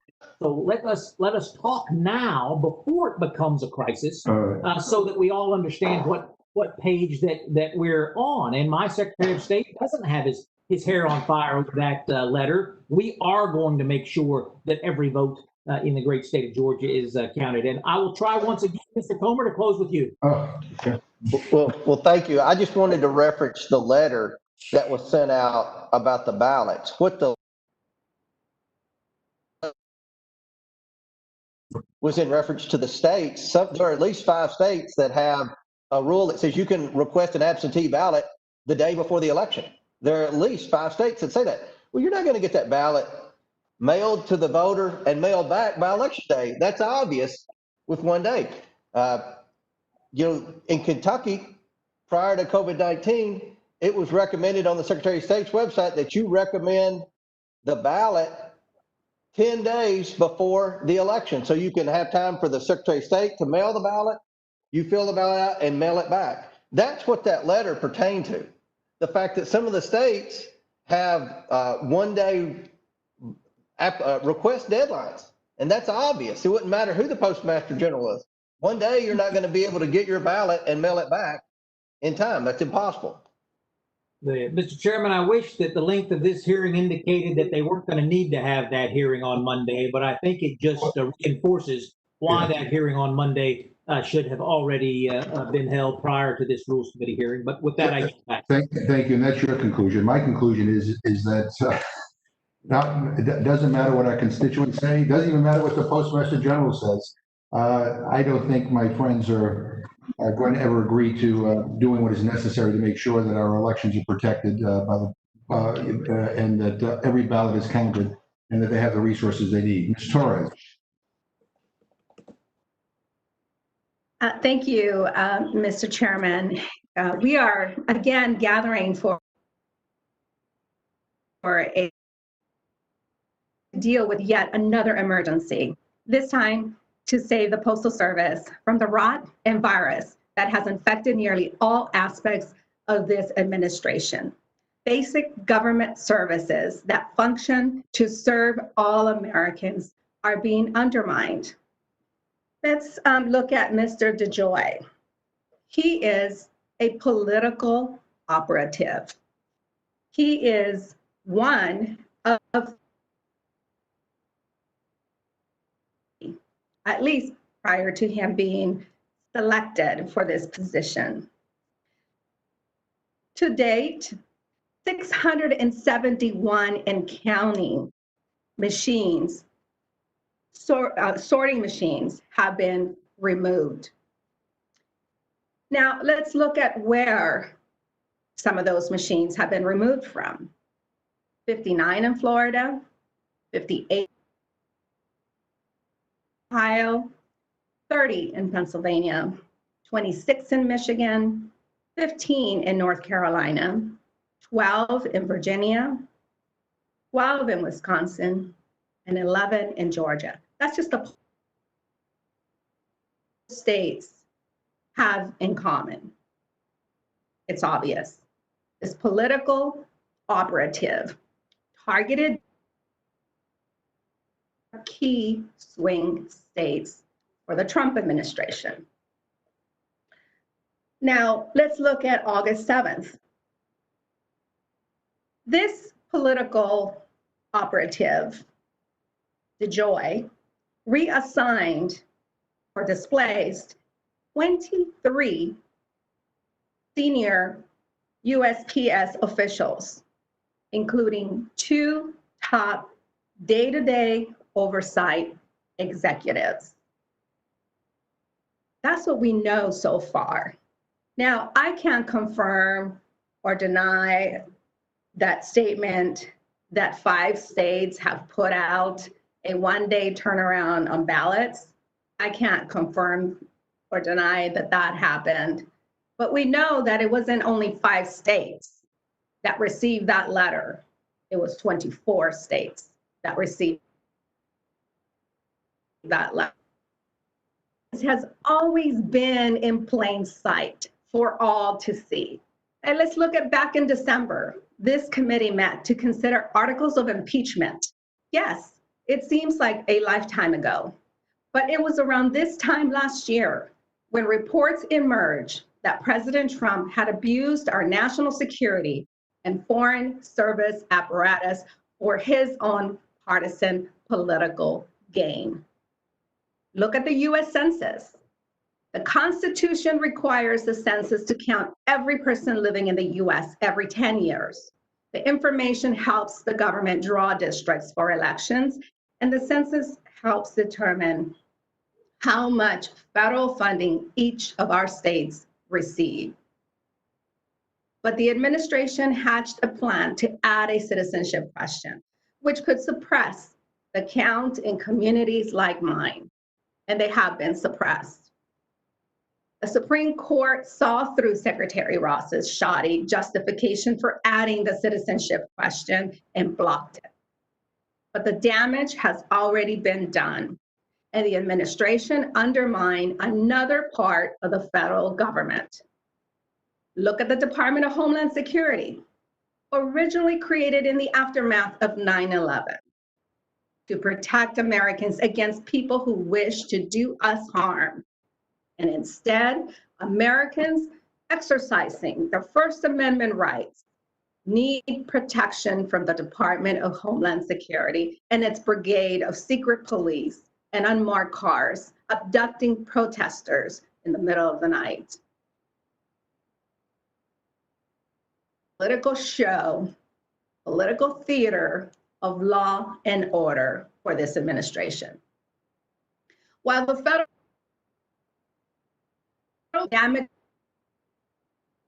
administration has undermined yet another part of the federal government. FEMA has not been spared. FEMA is an organization that at its core should exemplify the most basic function of government, protecting citizens against natural disasters.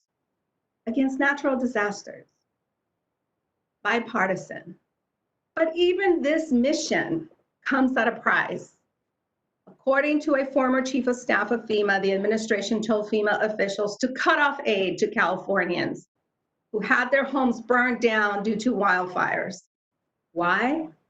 Because Californians, according to this president, didn't support him. That brings us to today's crisis. The U.S. Postal Service, enshrined in the Constitution, it is as old as our country itself. In 1775, the Continental Congress appointed Benjamin Franklin, the first Postmaster General. And by the way, a postmaster without experience in the USPS appointed to this position in 2 decades. The Postal Services delivering prescriptions, Social Security benefits, paychecks, tax returns, and absentee ballots to millions of Americans, including in our most remote communities. You know what they also do day to day? Our mail delivery personnel, they check on senior citizens. They do well checks also. The Postal Service is not a private company that can refuse delivery or charge outrageous fees. By this to serve all of us. All of us. It has impacted the bottom line of the Postal Service, just like every other organization has been impacted by COVID. If we can help private enterprise, such as airlines, because then we absolutely must help the Postal Service. The Delivering for America Act provides $25 billion in critical funding to support the Postal Service. This is the same level of funding recommended by the USPS Board of Governors, which is 100% composed of Trump appointees. other than the COVID expenses. Because at least in some areas, about 50% of their personnel have had some kind of impact because of the coronavirus. And the bill prohibits the Postal Service from implementing any changes to operations or level of service it had in place on January 1st, 2020. These changes were well documented. Mailboxes, sorting machines without a plan to facilitate mail delivery, cutting overtime and retail hours, limiting extra delivery trips, and closing processing facilities. This is not a manufacturer conspiracy, as my Republican colleagues would have you believe. I have constituents that are concerned about this. A facility in Fontana who runs an assisted living facility. She told my staff that the delays in mail delivery are hurting her bottom line as invoices are not getting paid due to the long delays in mail delivery. And she's worried that her patients may be hurt if the mail delays affect their prescription drugs. I visited the Loma Linda Hospital that serves our veterans. They too are extremely concerned. You see, when veterans are released from the hospital, they go home with 2 days of medication. Prescription is followed through the mail. Some of that has had to be changed because of what has been happening. The Postmaster General announced that he will reverse these changes is nothing less than more political theater from this administration, as today he has said he is not going to put back those sorting machines. There is no real plan how they will replace the sorting machines and post office boxes that were already removed and left outside, allowing harsh weather conditions to further damage those machines. And why was the Postmaster General rushing to enact the changes in the first place? This knowing that we were in the middle of a pandemic and staffing levels have fallen of postal employees being infected by COVID-19. It was to save money. Then I would point out only a fool would believe that replacing automatic sorting machines and cutting overtime to depleted staff would improve delivery. We can look at the president's own words for why he blocked the funding. He admitted it on national TV.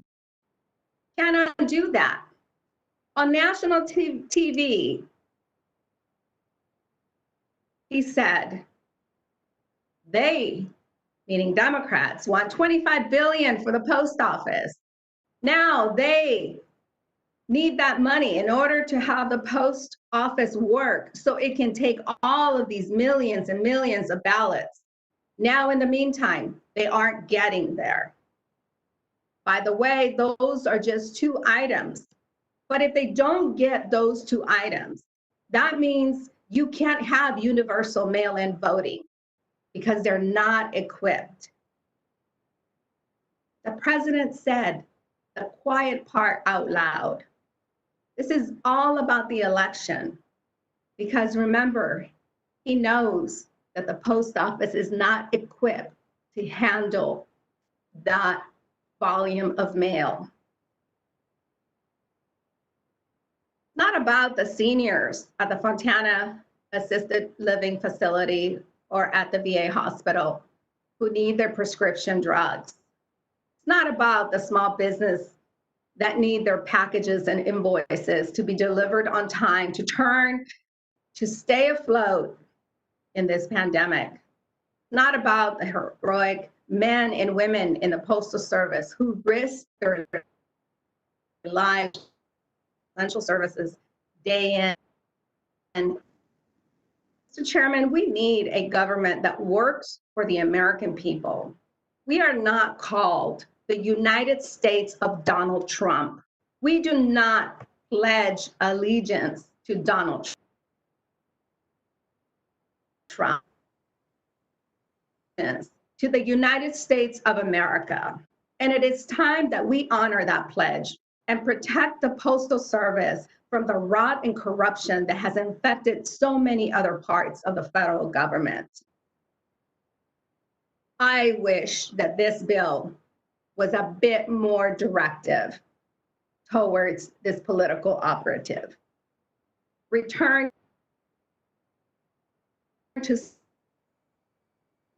because I know that this political operative is not going to follow that instruction. I wish this bill would say, we direct you to reinstall those machines, but it doesn't. But it's better than sitting on our hands and doing nothing. People are suffering right now, and we need to do everything in our power to help fix this mess that has been created by these political operatives in this administration. Mr. Chairman, I yield back. Thank you very much, Dr. Turkey. Oh, he's not. It looks like he's not there. So I don't see Dr. Burgess. Ms. Lesko.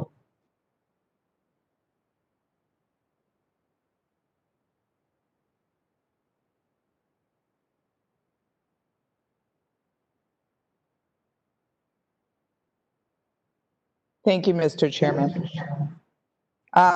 First, I'd like to briefly read an article written by the editorial board of the Wall Street Journal, and I ask unanimous consent that we submit it for the record.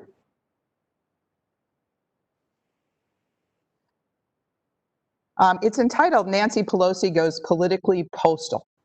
Speaker Nancy Pelosi is calling the House back into session this week to address fears that the U.S. Postal Service is being infiltrated by alien lizard people. Okay, it isn't quite that bad. The actual conspiracy theory holds that President Trump is strangling the USPS to hack the November election.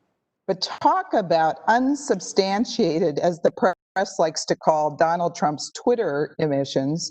Democrats should be deeply embarrassed that their leadership has embraced such claims. Two congressmen, including Democratic Caucus Chairman Hakeem Jeffries, wrote to the FBI on Monday to urge, if you can believe it, a criminal investigation of Postmaster General Louis DeJoy. This conspiracy theory is the most far-flung thing I've ever heard, says Stephen Kearney, who worked at the U.S. Post Office for 33 years, including as treasurer and a senior vice president. DeJoy was not appointed by President Trump, but by the U.S. Post Office's bipartisan governors, who, as it happened, selected him unanimously. You can find valid operational reasons for the actions taken by the Postal Service so far, says Mike Plunkett, another longtime USPS executive who now leads the Association for Postal Commerce. In no way do I detect any criminality behind them, and I'm at a loss as the Democratic letter to the FBI cites news reports that the USPS is decommissioning hundreds. Context is that overall mail volume has fallen 33% since 2006. They've been taking machines out of services for years now, and I've been encouraging them to do it more aggressively, says Hamilton Davison, the president of the American Catalog Mailers Association. I think that's a good thing for America because we don't want to pay for stuff that we don't need. Mr. Kearney, who now runs the Alliance of Nonprofit Mailers, concurs. It's obvious to be efficient and not waste money. You need, says. His group has similarly been urging productivity improvements because if they don't do that, our postage rates are going to go way up. A leaked USPS document floating in the online ether is titled Equipment Reduction, but it's dated May 15th. Took over June 15th. Another claim is that the USPS is pulling blue collection booths. They're going around picking up mailboxes, Joe Biden said last week. I mean, it's bizarre. The USPS says it has nearly 142,000 boxes across the country, which are adjusted as volume and cost dictate. In August, Inspector General said that the number of collection boxes declined by more than 12,000 in the past 5 years. The Obama administration? Alarmed Twitter users last week posted a photo of mailboxes on a flatbed truck in New Jersey. Oops. Morristown Mayor Tim Doherty said the mailboxes were being replaced with new anti-phishing boxes, the local newspaper explained. On Monday, the USPS said it would postpone the security upgrade for 90 days while we evaluate to keep jittery partisans on the internet from losing their minds before November 3rd. Mr. DeJoy is being knocked for trying to cut overtime. The day he was sworn in, the Inspector General reported that in 2019, the post office spent $1.1 billion in mail processing overtime and penalty overtime, $280 million in late and extra transportation, and $2.9 billion in delivery overtime and penalty overtime costs. For context, the U.S. Post Office's overall loss that year was $8.8 billion. I'm almost done. Mrs. Pelosi is trying to put on a political show, starring Democrats as the saviors of the post office. She says she wants to pass a bill that prohibits the post office from implementing any changes to operations or level of service it has in place on January 1st. Also in the mix, maybe $25 billion cash infusion. Well, it's not a may, it is. Then Chuck Schumer will demand that the Senate come back to town for the same vote. By the way, and this is important, the letter carriers union endorsed Joe Biden on the weekend. Need for TV, phony political crisis. The USPS has long-term challenges, but enough money to last into 2021. Mr. DeJoy says there's ample capacity to deliver all election mail. Some states have startlingly lax ballot deadlines, but nobody can pretend with a straight face that it's the post office's fault. Democrats have also can yell at Mr. DeJoy in person. How long before Representative Donald Trump conspiracy? Couldn't have said it better. I do have some questions. So, Mr. Comer, I don't know if you know the answer to this or not, but I was told that it was in fact the unions that wanted the removal of the private rights section deleted from the bill. Have you heard that as well? I don't know. I'm sorry, I have no idea whether that's right or not. That's why we should have a committee hearing, a real committee hearing. We have a lot of good questions. There have been great questions asked by everyone on the Rules Committee, Democrats and Republicans, but we don't have the answers because we're not going through regular order. Thank you. Mr. Comer, did you realize that there had been talk about Social Security? Did you realize that almost 100% of Social Security payments are filed electronically? They're deposited electronically? Yes, and the Democrats have been using that as a talking point. Senior citizens aren't going to get their Social Security checks on time when your data is accurate. They're direct deposited. Thank you. And Mr. Comer, in addition to Obama administration removing 14,000 mailboxes, Obama's 2013 budget would have ended Saturday mail service. And in 2014, the Obama administration called to end Saturday service. I don't know if you were in office then, but did you hear a bunch of outcry and emergency Saturday votes on that? I was not in the Congress at that time, and I've done. Democrats were yelling for a conspiracy theory, a special day in Congress to come up on a Saturday or any other day of the week to vote on a bill without going through regular orders. No, I've never heard that. There was not a changes. And Mr. Comer, I totally agree with you. I watched the videos of President Trump's press conference. I watched the video of the Maria Bartiromo interview. Nowhere in there did President Trump say what the Democrats are saying he did. What he was talking about is an overall relief stimulus package that if the Democrats don't negotiate, Republicans and he want and what Democrats want and negotiate a deal, then that small portion dealing with the Postal Service will not go into effect because the deal won't go into effect. Is that your understanding as well? That is 100% my understanding. He was talking about the entire package. Also, with reference, his issue was not with absentee ballots. His issue was with universal. One other thing, if I may, Congresswoman, that I wanted to state, and you stated this very eloquently, DeJoy started June the 15th.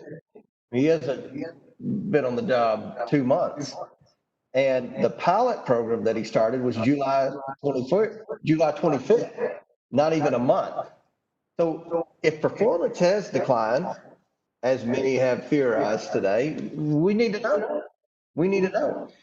There are many reasons that things could be reported working, such as the pandemic challenges. All I ask is that we get timely information, accurate data, and I think we're going to get some accurate data. Monday,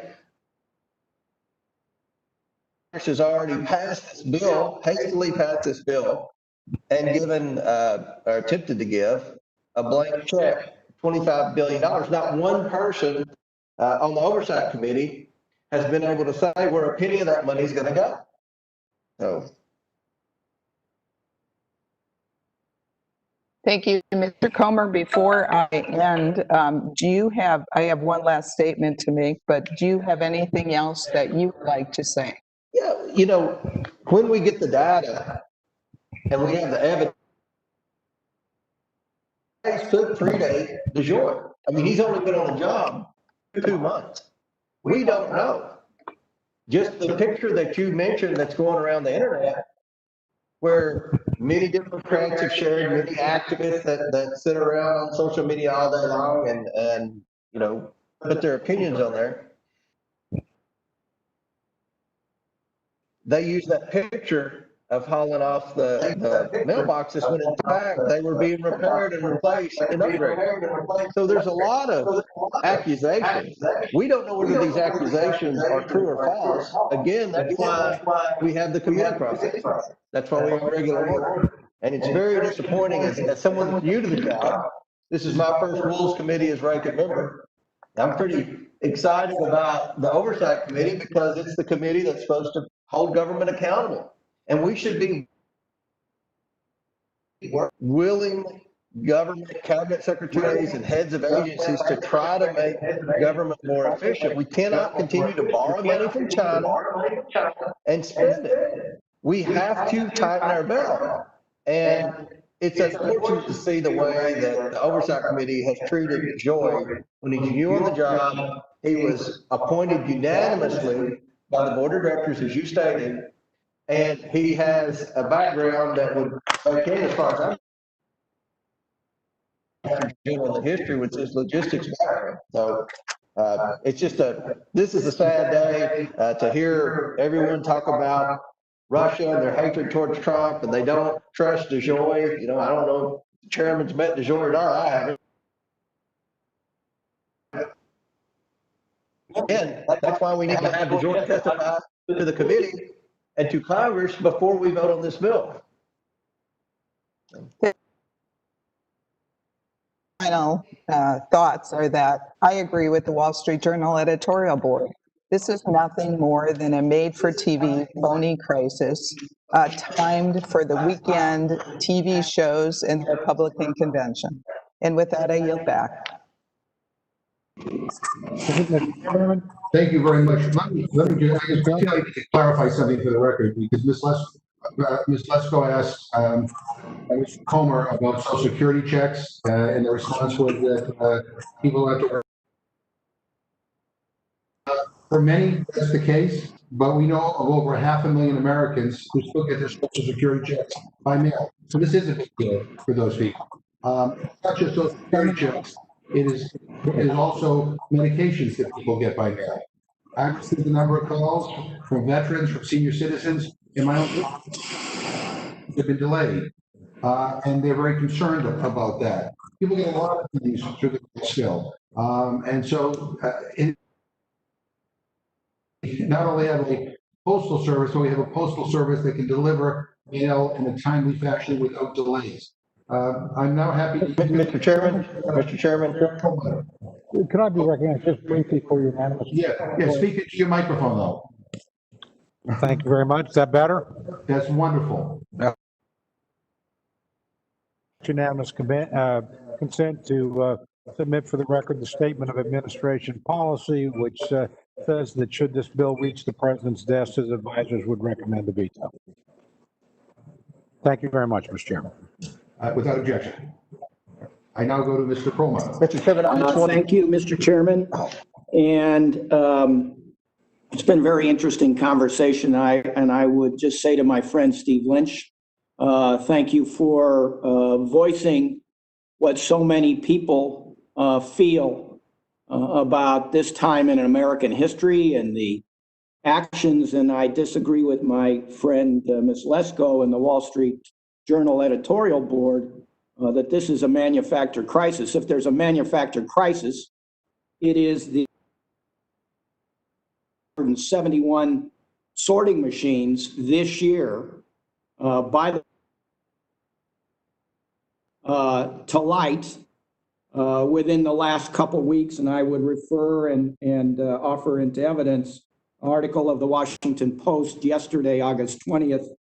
Here's why the Postal Service wanted to remove hundreds of mail sorting machines compared to the prior year of about 180 and the prior year to that 125. And I would say to my friend, Mr. Comer, who is my friend despite his or so ago, that I think all of us, certainly me, I've not really I've been in Congress now for 14 years. I served in the state Senate before that for 8 years. And quite frankly, I haven't had any complaints, or virtually none, over that course of time about the Postal Service. But within the last 6 months, and particularly the last 2 months, there has been this outcry about delay in service. And I know my letter carriers and my postal workers are stretched to the max, given the pandemic and a number of other demands on them. They truly are heroes. They are frontline heroes. I think other places in the country, a shortage of letter carriers and mail service providers. So we can get into the 20 for Mr. Cole, alert him in advance. But my questions to you. So, Mr. Comer, and I'd follow up with Mr. Lynch and Ms. Maloney, but there are a number of sections, both as the appropriations piece, I would assume, to the section of the bill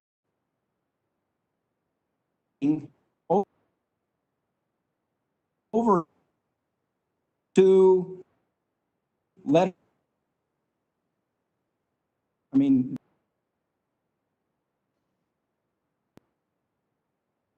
paying you need to get people for if there's a influx of mail, that's fine. I support that. But the one thing you mentioned, the mail, you've been getting reports that the mail has been delayed for 6 months. DeJoy's just been on the job for 2 months. No. They could very easily predate DeJoy. They certainly don't predate this to the basics here, but we are stretched. And my question is more where we know that the Postal Service are stretched crazy. And one of the potential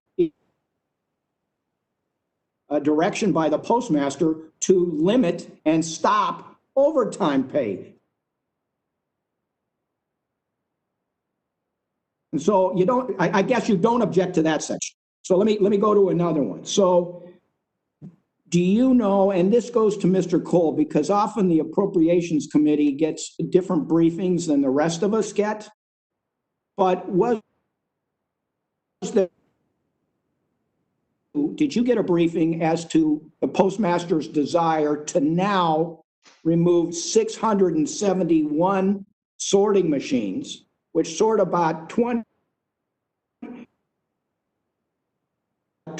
million pieces of mail per hour? It's like 500 million pieces. Have you had any briefing from the Postal Service about that? And I would ask my friend, Mr. Cole, really just as a question of interest to me, whether the Appropriations Committee would have gotten a briefing about a major change like that. You want me to go first, just quickly to answer your question? Sure. They have never received such a briefing. To be fair, I'm not on the subcommittee that actually handles the Postal Service. Expected a briefing like that for the full committee, would have been for the appropriate subcommittee. I'm sorry, my friend, I'm just not on that. All right, thanks. Could I go back and answer the question about overtime? Sure. There is planned overtime and rampant overtime driven by operational issues and workforce availability issues. DeJoy is targeting unauthorized overtime. That's what he's targeting. Okay, so in other words, you're okay making sure that people get overtime unless their manager didn't approve it. Unless it's unauthorized. All right, I don't know. Unauthorized ever anyway. Lynch, Ms. Maloney, have you ever had any briefings by the Postal Service about the removal of 671 of these massive sorting machines by the post office? I had none. No, we had no notice. Ms. Maloney? Notice. Let me ask you this question, Mr. Comer. And Ms. Maloney brought this up in her testimony.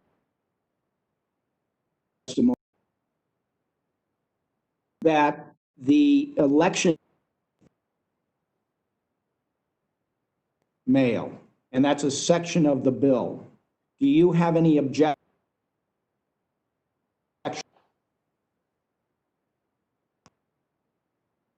You're asking me personally? Objection. I mean, it's what we've seen is from what we've heard from the Postmaster General and many former governors is that to deliver the mail, the post office and the post office delivered stimulus checks to those who weren't signed up for direct deposit. And there were no reports of problems with the post office delivering the census forms? Oh, no, well, I can tell you, I had complaints to my office about I have complaints to my office, and I've about the delivery of prescription medicines, both from the veterans community, the senior community, and the disability community. They can't get to these places to get the medicine. They have to get it through the mail. And so, I mean, I feel like the president admitted to a felony when he said, what our desire is ballots, and tries to make this distinction between absentee ballots and voting.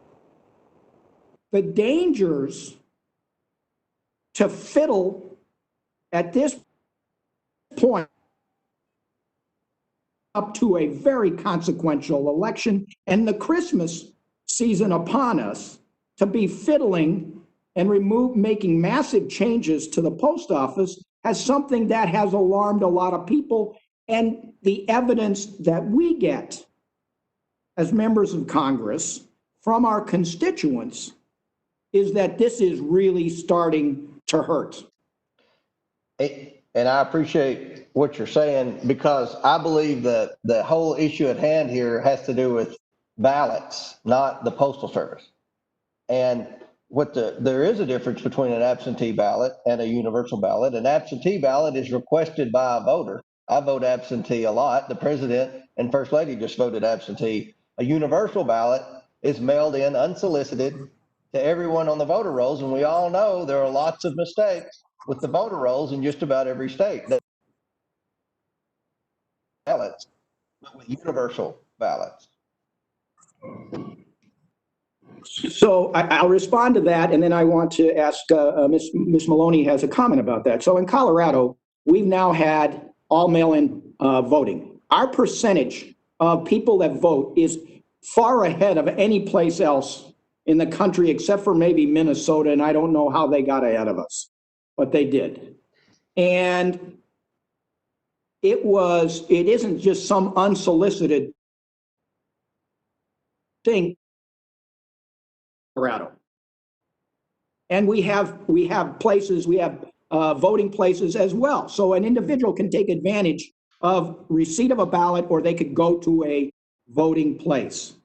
And I will say for the record, and to you, Ms. Maloney, my Secretary of State, Jenna Griswold, wants you to and she wants to talk to you. She is very afraid of any slowdown by the mail in delivering the ballot. People can take their ballots back and drop them off at boxes at the clerk's offices or the libraries or whatever else, but the post office will deliver these ballots. Not only that, they deliver UCC filings and corporate filings and everything else that.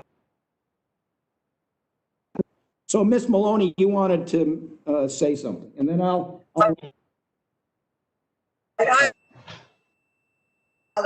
It's not just about an election and ballots. We had a hearing, as Mr. Lynch knows, on April 9th with Postmaster General Brennan, where she sounded the alarm that the postal services without immediate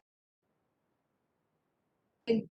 The Postal Service said this, she said it, others said it. The Postal Service could be insolvent as soon as April 2021. I asked permission to put into the record the transcript of that hearing, where she went through the finances and the need for sacrifices of the workers that the coronavirus is suffering from. There was also that if Congress acts now at funding, $25 billion that the board, the Postal Service should be able to continue operating. And for those who say it's Democrats just talking, I have a series of letters from Republican members of Congress and correspondences to some attorney generals, Republican, where they really talk about the changes that have been put in place by Postmaster General DeJoy and the delays process local, state, and national level expressing concern and outrage. I asked permission, I could read them, but I could ask permission to place them in the record. Without objection. Thank you. I yield back. Okay, and I'll finish up. I mean, I could go through all of the different sections, Mr. Comer, of the bill, other than the appropriation section, to see which of those you agree with, which of those you don't. Like, I assume you would not be opposed to something that forbids a reduction in the service standards that the post office currently holds, or that it would bar any closure or consolidation of post offices, until we're through this darn pandemic. Well, my opinion, my preference, I generally support less regulation, less compliance. I delivered on in the mail. I know what we're all concerned about, but when it comes to the $25 billion appropriation, I would like to appropriate it, and $1 billion is going to make, but we don't know. There's just so much we don't know about this bill.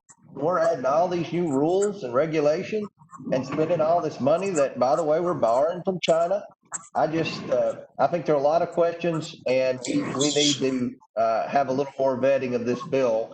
And I would agree with you, except that the postmaster has undertaken this massive reorganization, removing all sorts of equipment, saying no more overtime, shrinking hours, without having consulted with your committee, without, I don't think, having consulted with the appropriations committee, and they always get sort of separate briefings, but I don't think there's been any consultation there. And so I'm going to, Mr. Lynch, one of the things we get to do as members of Congress, it seems kind of inconsequential, but it's not, is we get to name post offices. And we all kind of make, we smile about it, but it's to honor somebody.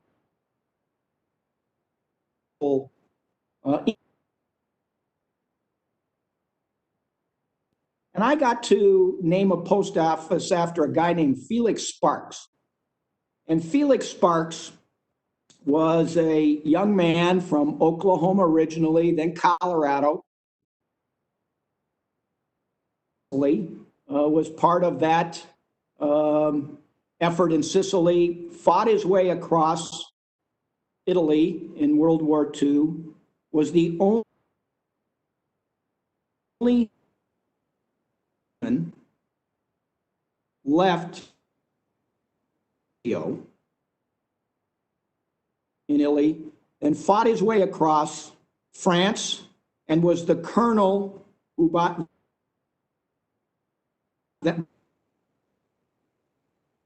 a general who liberated Dachau. And I got to name a Supreme Court justice of the Colorado Supreme Court, the head of the Colorado National Guard, a man. And I got to name this post office after him that I went to visit on sometime last week, a busy post. I thought about him, and maybe what the president said wasn't an admission that he's trying to limit voting or the ability of people to get back their ballots and be counted, have their voice, the most sacred right, heard.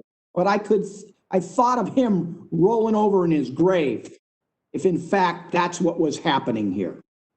And there have been so many other instances where there's been an attack on voting and through misinformation and otherwise at the counter. And we talked, and they were very concerned because they could see things starting to pile up. And this is a busy post office. So, Mr. Lynch, I'm going to give you the last word of my section here. But I understand your passion and anger about what appears to be a concerted effort, and Ms. Torres went through all the facts that really are to deprive people of their voice in this government. I yield to. Thank you, Mr. Perlmutter. I appreciate your kindness and the courtesy you've extended to me. I won't be long. I don't want to repeat myself, but I do want to say a couple of things. One, we did hear, I've got one eye on the hearing in the Senate, and Mr. DeJoy, upon questioning from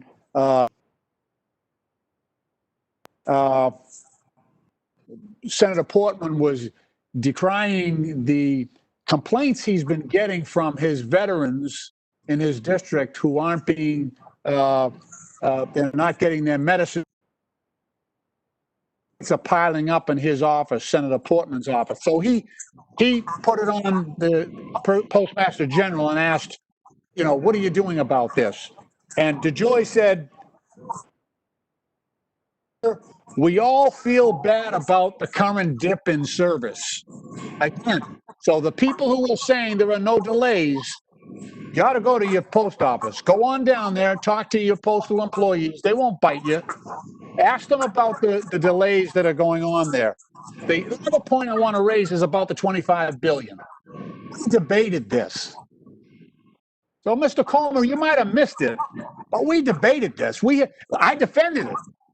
We had this is the exact same section, $25 billion for the post office that was in the HEROES Act.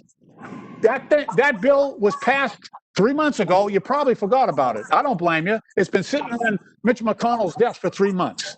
We debated that, and Congress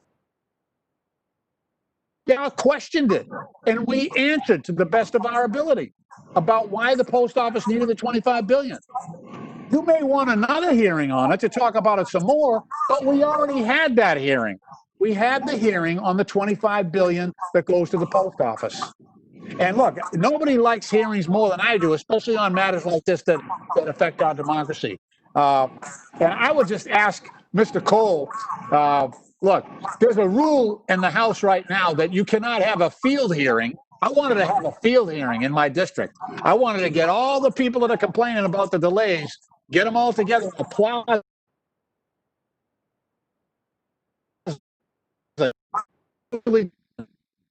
congressional hearing on the delay in the delivery of mail and the impact it may have on this election. You know what I says? I can't have a field hearing within 30 days of an election in my district. So I would just ask Mr. Cole and Mr. Comer, would you agree to waive that rule so every member of Congress would be able to have a field hearing in their districts to talk to all those the veterans who aren't getting their medicines, the people who aren't getting their checks, the people who aren't getting their mails, the small businesses that aren't getting their mail, as that's piling up, and the postal workers who are being prevented from delivering the mail. So my question to you is, would you support waiving that rule to allow members of Congress, all of us, Democrat and Republican, to have field hearings authorized in our own districts to address this delay in the delivery of mail? Would you agree to that? With all due respect to my friend, I don't know if that's a question or speech, but I'd be happy to direct you to the speaker. You voted for the rules of the current Congress. I actually voted against them. So you're the majority. You set the rules. You want to change the rules? Talk to the speaker. Okay. All right. I'm gonna reclaim my. We'll worry about changing the rules, and we can visit about that. But quite frankly and seriously, to my friends, Mr. Comer, Mr. Cole, and so many others, Ms. Lesko. I really am worried, as Mr. Lynch voiced at the beginning. I don't know how we can start bridging some of this political stuff. We all should be making sure that everybody and anybody who wants to vote can vote, not make it harder. You know, voter suppression has been a tactic for forever, but I think it's being taken to new heights now, and I think all of this is indefensible, although you all have given a good shot at defending it. And with that, I'll yield back to the chair. Mr. Chairman, if I may, again, this has nothing to do with voter suppression. And with respect to what Mr. Lynch said about debating the 25 billion, debate doesn't mean that we understand where a penny of this will be used. That's why we have to have a real committee hearing to understand where the money's going to be spent. And with respect to the regulations, if it makes sense for the Postal Service to do it, they should be able to do it. All right. They currently have existing Mr. Comer, and a Postal Regulatory Commission. They currently have a Postal Mr. Comer, Commission. I'm going to reclaim my time and yield back to the chair. And I'm sure Dr. Burgess will give you a chance to add to whatever you want to add. So I yield back to the chair.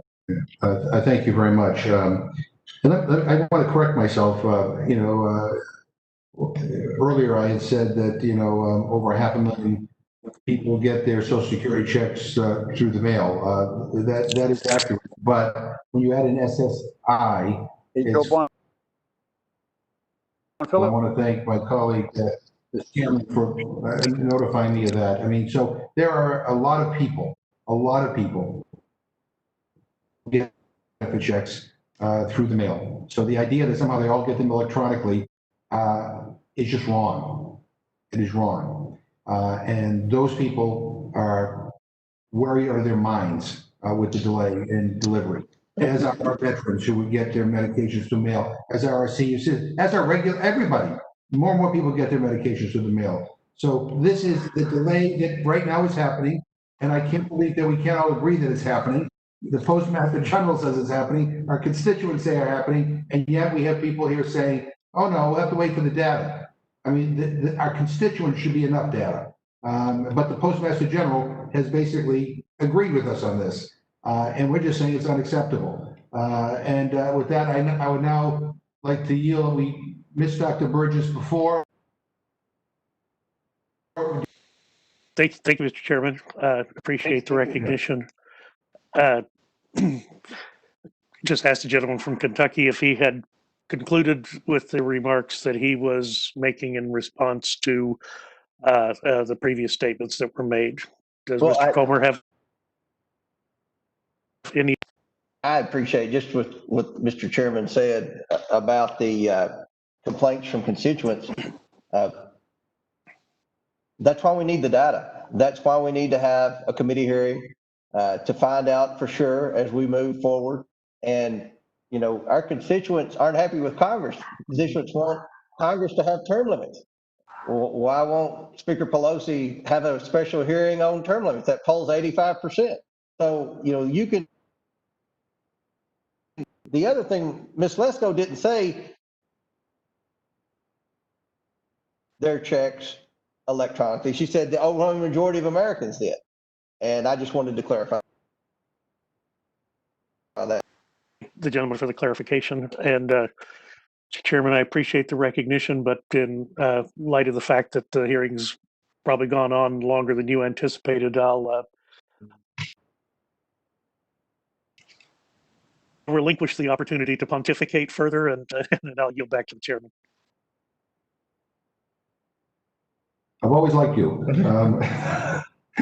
I'm now happy to yield to the gentleman from Maryland. Mr. Chairman, thank you very much. We meet again at a tough time in America. The pandemic is still out of control. We've lost 170,000 of our people to this dread disease. We are the world's leader in death count. We are losing more than 1,000 people a day and have more than 50,000 cases a day. And one would hope that unify America, that having a free and fair election, uncontaminated, that could unify America. The post office helped to build America. Before the construction of the post office and the postal roads, we were a loose amalgamation of 13 colonies, very isolated in the kind of lives that people led. And it was the determination in the Constitution to build a post office and postal roads, and then the work of our great first Postmaster General, Benjamin Franklin,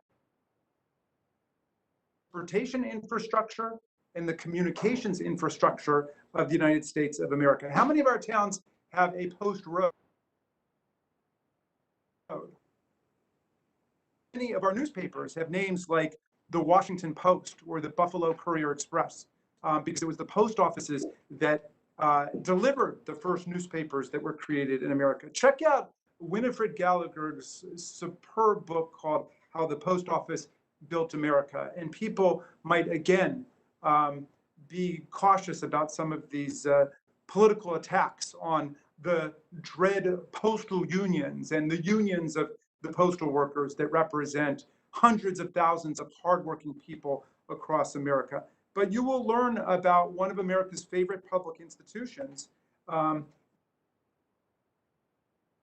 great presidents with it, Abraham Lincoln, was a local postmaster in Illinois. Harry Truman was a local postmaster. Up until Donald Trump, every president supported the post office. Donald Trump calls our post office a joke, and he's got a bizarre conspiracy theory, Bezos and so on. But up to the fine public institution that all of us love. Now, Americans everywhere, Mr. Chairman, understand the post office is under assault, not by Russia, as our colleagues keep imputing the argument, not by China, not by Putin this time. The post office is under assault by our government itself, not a foreign government. And enablers and defenders on this committee and some a bunch of Republicans who are coming our way on this bill, and they understand the overwhelming public sentiment. Some of them continue to walk the plank with the president. Now, you don't have to believe us about what's going on. You don't have to believe public opinion about what's going on. Read their own statements. President Trump on the Fox Business Network said he opposes the $25 billion that his own board of governors, and he appointed all of these people. He opposes the $25 billion that would go towards the post office and all of the money to go to run the elections because, and I quote, they need that money in order to make the post office work. So it can take all of these millions and millions of ballots. If we don't make a deal, that means they don't get the money. That means they can't have universal mail-in voting. They just can't have it. So the president who is mailing away for his ballot, Mar-a-Lago or the Trump Tower, whatever it is, people to be able to have mail-in ballot according to their state laws, despite the fact that you've got Republican states that have been doing it for a long time, like Utah, and it works great out there in Utah, or Democratic states that have been doing it for a long time, like Oregon, and it's increased voter participation, and it's completely safe, and we've seen no data, Mr. Comer, to suggest there's anything wrong with it mail-in balloting, none at all. I know that there were some scandals with Republicans in North Carolina trying to steal an election by packing ballots and everything, but that does not go to the question of whether about the integrity of mail-in balloting generally. Now, read the unprecedented and almost unbelievable letter that the post office sent to 46 states, warning them that for the first time in American history, their state might not be able to deliver or receive their ballots in time because it might be incongruous. That's a beautiful touch. It might be incongruous with the post office's new delivery standards, which now they've admitted in testimony before Congress. It's caused all these problems, and they feel very bad about it. They're very caused by the removal of letter sorting machinery across the country and the removal of mailboxes across the country and the slowdown and the attack on overtime and the failure to fill positions and everything. They feel bad about it. Okay. Now, this shocking, unprecedented assault on the post office and our ability to deliver a free and fair election in 2020 is crystal clear to any reasonable observer. It is crystal clear even to some Republicans in Congress who are going to be voting for this legislation, which makes it bipartisan legislation. And it's support the post office in a free and fair election in the United States of America. But our colleagues invite us to believe the president who said he opposes the $25 billion because they need that money in order to make the post office work, the president who calls the post office a joke and thinks it's unfairly helping a businessman he doesn't like, that this president is actually motivated by trying to promote efficiency in the post office. Well, efficiency, really, stripping all of this machinery, causing all of this chaos, just a couple months before a national presidential election, they're causing chaos. They're causing shutdowns and crisis. Listen to your constituents, if nothing else. I'm hit very hard by this. I met a couple of days ago with a naval captain, Louise Doss Martin, spent 30 years serving our country as a naval captain. She's devoted her entire career to the nation. She has high blood pressure and has not been able to get her hypertension medication, which is, as of 2 days ago, more than 2 weeks late. I've got to check with her today to see whether or not it has arrived. I met with Vietnam veterans who served our country honorably. One of them, his insulin, and is driving all of our state trying to get insulin. This determination to cause chaos in our election is wrecking people's ability to get their medication, for small businesses to conduct their affairs and to get packages out to people, for consumers to receive packages that they have ordered. It's having a real effect on our economy and our people. So if you want to try to convince my constituents that all of this is a plot or a conspiracy theory or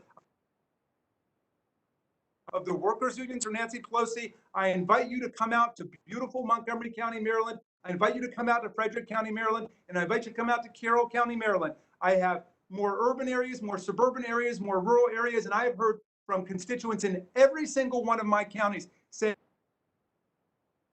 right under this situation. How do you promote efficiency? By dismantling letter sorting machines, removing boxes, and disabling the ability of the workforce to respond with all of these chaotic new rules, undermining overtime, which is essential because if you're out delivering mail and it turns 5 o'clock and you still have 2 more blocks to go, now suddenly you're told don't do that. You've got to bring the mail back. But they just want to trash the union and say, oh no, it's about overtime. It's about them making more money. Come on, get real. Be serious. So I want to say something about this private right of action. It's a very telling sequence of events, very telling. And I want to commend Chairwoman Maloney for her surplus of bipartisanship and determination to arrive at done it. But here's what happened. Okay, this Postmaster General, who's only been on the job for 5 or 6 weeks, has created all this chaos across the country, is caught in a PR debacle and maelstrom of his own making. And he said, okay, I will suspend all of these moves. So he's backpedaling madly. He says, I think it was on Tuesday, I'm going to suspend everything that I'm doing. But then he turns around again and says, well, he's not going to. He'd already taken, he will just stop taking those same actions now, which reminds me of a bank robber who gets caught robbing banks and says, I promise not to rob any more banks. I'm not going to give you back the money that I took before. I'm not going to undo any of the damage, but I won't do it any longer. I mean, if there's nothing wrong with what he's doing, why doesn't he continue to do it? But no, he said, I'm going to stop doing it, but he's not going to undo any of the damage. So I said, you know what? I said, not Chairwoman Maloney, but I said, we need a private right of action so that anybody who is hurt by virtue of the postmaster's violation of the provisions of this rule should be able to go to federal court in order to demand enforcement. And no money of trial lawyers, big bad boogeyman trial lawyers making money. This isn't about that. It's about enforcing the rules of the legislation. And so we put it in. But of course, there's this huge a counterattack on it. Mr. Comer began his statement by saying there would be a never-ending stream of these very political lawsuits. He said, okay, so Chairwoman Maloney in her judgment says, we want this to be bipartisan legislation to get America behind the post office. We've always been behind the post office. And she says, I'll put an amendment to take that out. People are saying they're not going to vote for it because there's a private right of action. She said, we'll take it out. Great. She put everybody to the test. Will they support it now? An answer there. They still don't like it. They've got some process complaints about this or that. The truth of the matter is Donald Trump told them he hates this legislation. He doesn't want the $25 billion that these Republican appointees on the Postal Board of Governors asked for. He doesn't want that. And so they're going to just walk the plank with him no matter what. So let's cut out all of the pious invocations of bipartisanship if you're not willing to meet in the center, as Chairwoman Maloney clearly is willing to do. Now, I'd like to ask a couple of questions. And I want to start with you, Chairwoman Maloney. There was testimony about the need for this $25 billion for months. Can you talk about the testimony that we've heard in the Oversight Committee in multiple hearings that we've had? Can you talk about the testimony about the way that COVID-19 is affecting postal operations at the Postal Service? Well, you're absolutely correct, Congressman Raskin. We did have a hearing with Postmaster General Brennan and April 8th or 9th, and she testified about the need for the money, the fact that they were about to run out of money. It was debated very deeply, as Representative Perlmutter pointed, continue to debate every day on the floor practically and in the papers across this. It's very similar to my bill. When it looked like the HEROES Act was not going to pass, I then authored my bill, and then all of this happened where the Postmaster General slowed down the mail. And I would say it's been an outrage on the Republican side and concern just as much as it's been on the Democratic side. Our colleague, Fred Upton, wrote, as I understand it, they have actually removed a number of postal sorting machines from Michigan that equal hundreds of thousands of letters. And there were plans to remove a number of others in West Michigan. Does have the resources that it needs. We have also heard from attorney generals from Ohio, Republican state attorney general, and others expressing their concern that is just as passionate as Congressman Lynch's. And so this is something that we should really join hands on and be committed and work together on. If we can't even agree on funding the post office,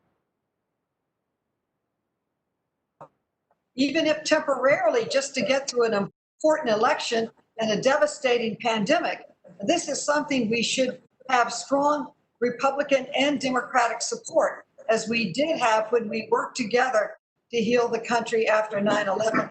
This is just as deep a concern, and it's life-threatening to many. And again, it is a pillar of our democracy. It's enshrined in our Constitution, and it is something that I hope we can move forward. I will work very hard to try to convince Leader Pelosi to allow, you have mentioned, on what is happening with the Post Service. We can compile it in a documentary. Everybody in America feels about it. There's a lot of things we can do together, but this disagreeing on it is not something we should be doing. I will work with them on getting in a 10-page letter that is part of the record to Postmaster DeJoy to answer specific questions of how did he come up with this? What is his plan? What are we doing going forward? He was supposed to deliver this to the committee this Friday. As of yet, we have not received it. But many of the questions that my Republican colleagues are asking, we have tried to get from our new Postmaster General. So we want to work together. questions that you want answered, I want to work with you, but we need the. I have asked to put on the record Postmaster General Brennan's statement on the impact of the coronavirus, the high number of deaths and sicknesses in the essential workers in the post office, and the delays and the problems and the financial crisis that it had in the post office. Now, what I don't understand, people say waste, fraud, and abuse. Well, there are many reports of waste, fraud, and abuse of money going to major corporations, very wealthy corporations. Chairman Clyburn is trying to claw back some of those. We know that 4.1, I think, billion was handed out to dead people. We're working to change that in a bipartisan way so it doesn't happen in the future.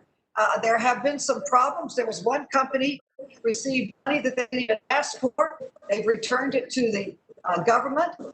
But we have tried to help the private sector, the public sector, the not-for-profits. Why in the world is there a hesitation? Institutions that holds this country together, the Postal Service. We should all be hearings in the future. I can see if Leader Pelosi will change the rules so that we can all go back and have the hearings that Mr. Lynch and others have talked about in our districts. That could possibly be done.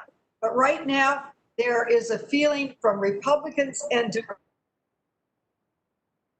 that the post office is going to be supported with the money it needs to do the job, and that disruptive changes in their procedures and policies that literally slow down the mail. We want those reversed until after the election, until after the pandemic, or at least into January 2021. I think that's fair. I think it's productive, and I think it should be bipartisan. And I yield back to my good friend and colleague, Jamie. My change to the bill, I know you felt strongly about the point of personal action in order to bring accountability. But in the sense of unity, I appreciate your backing down, not making it an issue in our caucus, where many people agree with you. I think it's more important that we move forward in a I hope we'll have a unanimous vote on Saturday. I yield back. Thank you, Madam Chair. I have one final question for Mr. Lynch, if he's still with us.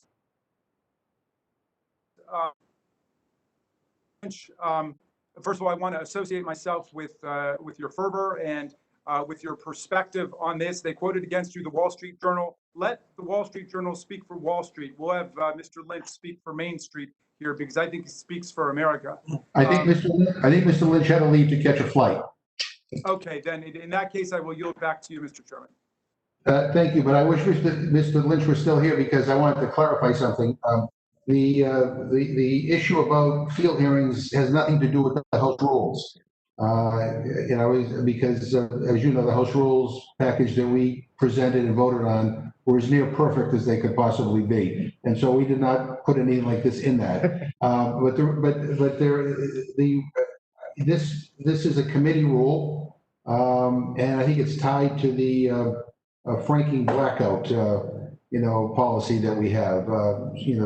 So my suggestion to Mr. Lynch and others who would like to pursue this is maybe talk to your committee, but also maybe talk to House rules. And I don't know if that would be against the rules. But in any event, I put that out there for the record. I was very proud of that. I appreciate your clarification. And again,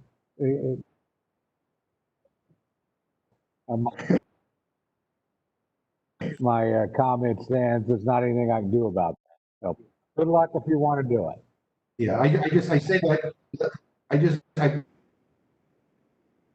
was your fault, Mr. Chairman. I'm now happy to yield to Ms. Scanlon. Appreciate the opportunity to address this bill because it has been an urgent concern for is the #1 issue that we've been receiving yes, snail mail, but also emails, phone calls. I've been stopped. This is a number one concern for people in my area. And, it's been that way for 4 to 6 weeks, right about the same time when the new Postmaster General, the Trump political campaign donor, began making the changes to the Postal Service. So now I have postal workers calling me saying, I don't know what to do. They're stopping us from doing our jobs. They're telling us we can't go out on a second run if there's too much mail to carry on the first one. We can't stay late, as Mr. Raskin suggested. They have to end their run by 6:30, and if anything isn't delivered,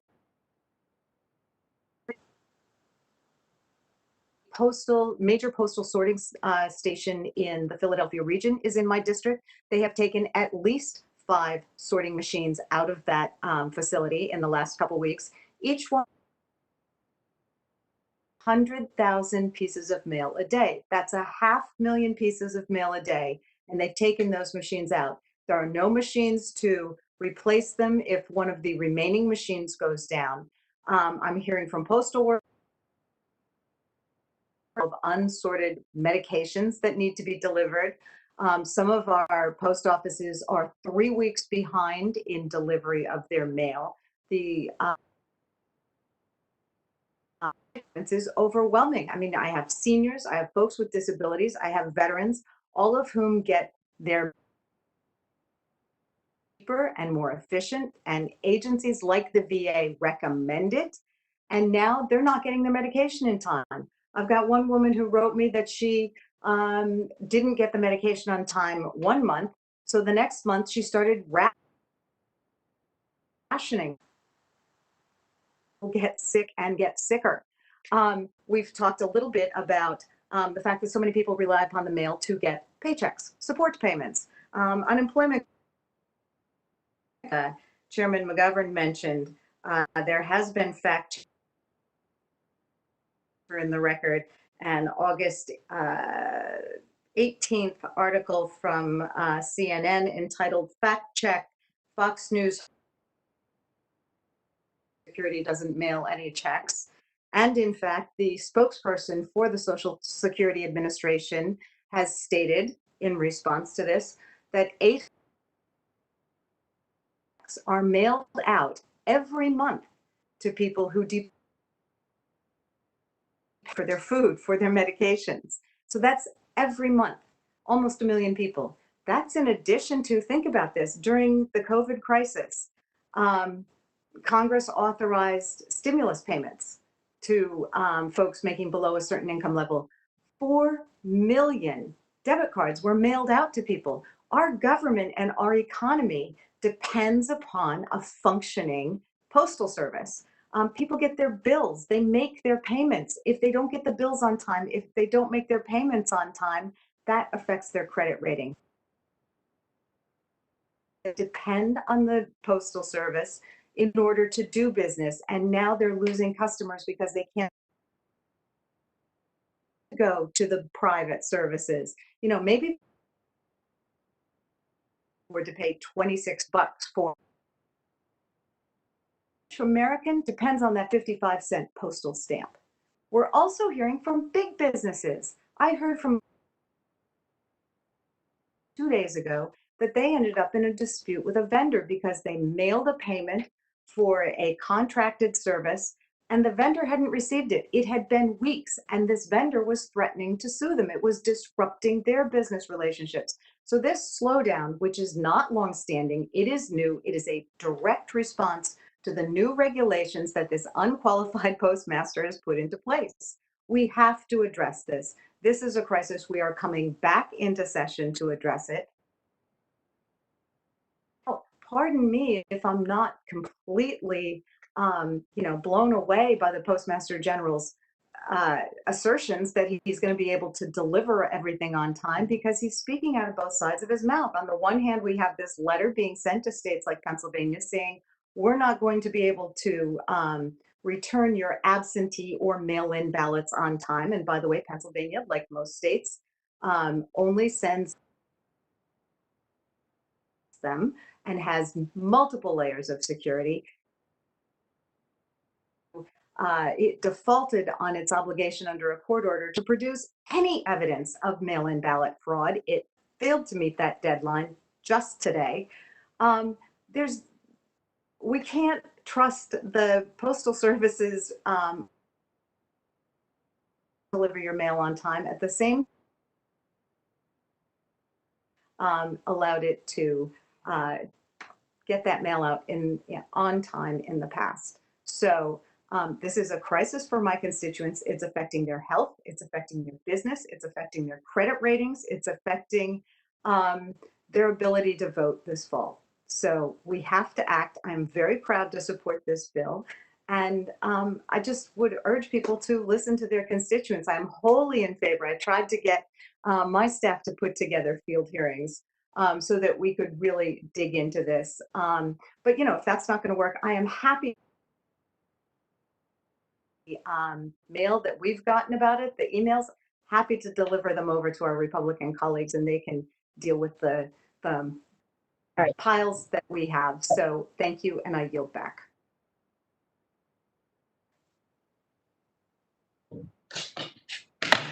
Thank you, Mr. Chairman, for holding again another critically important conversation about issues that face the country. I want to also thank my dear friend, Chairwoman Maloney, who is not only a great American,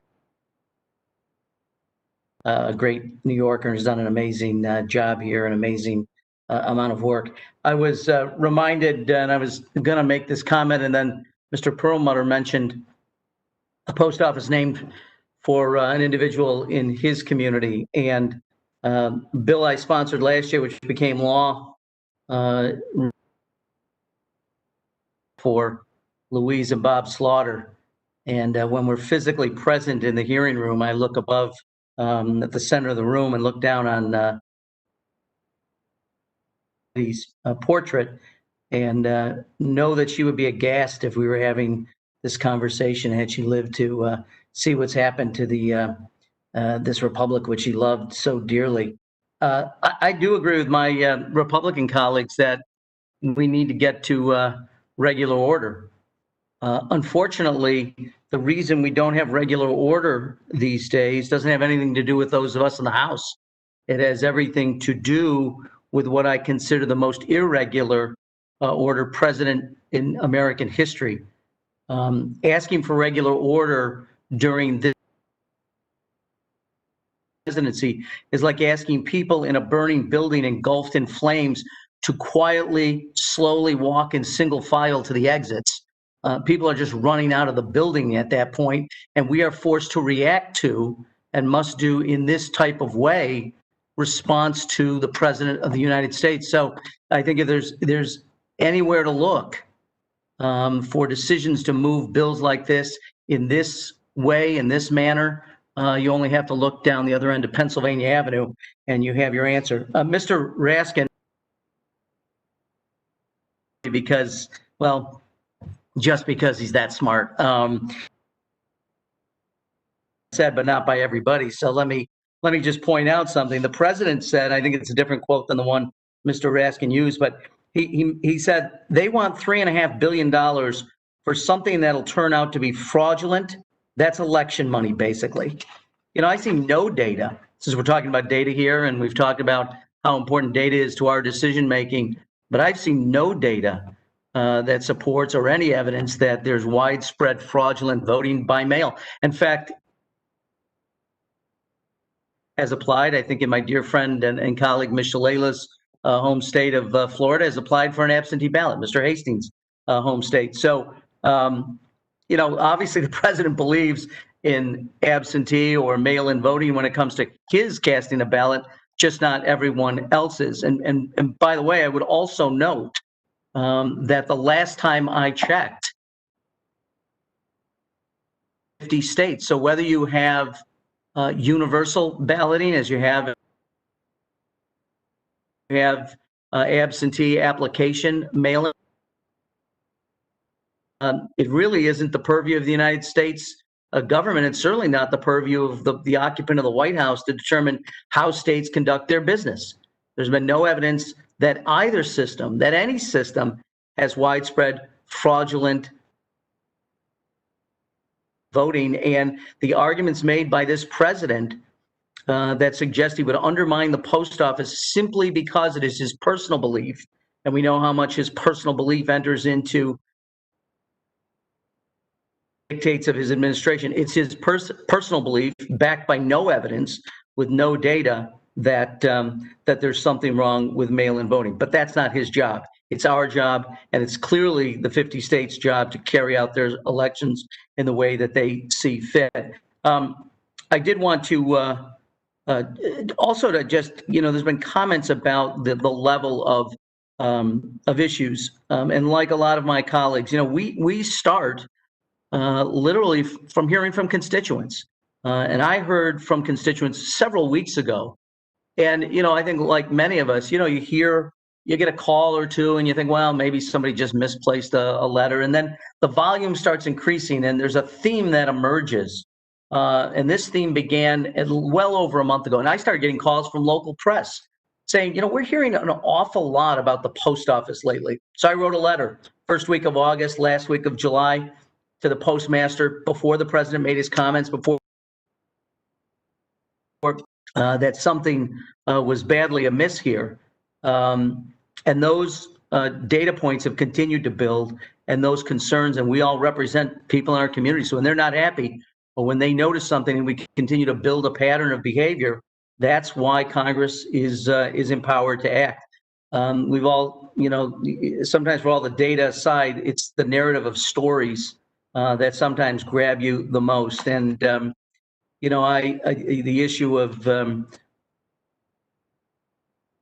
was near and dear to me. I lost my daughter three years ago this week to cancer, and I got a call from someone who has been afflicted with brain cancer and receives life-sustaining medication through the mail. And he ordered perishable medicine on August 10th.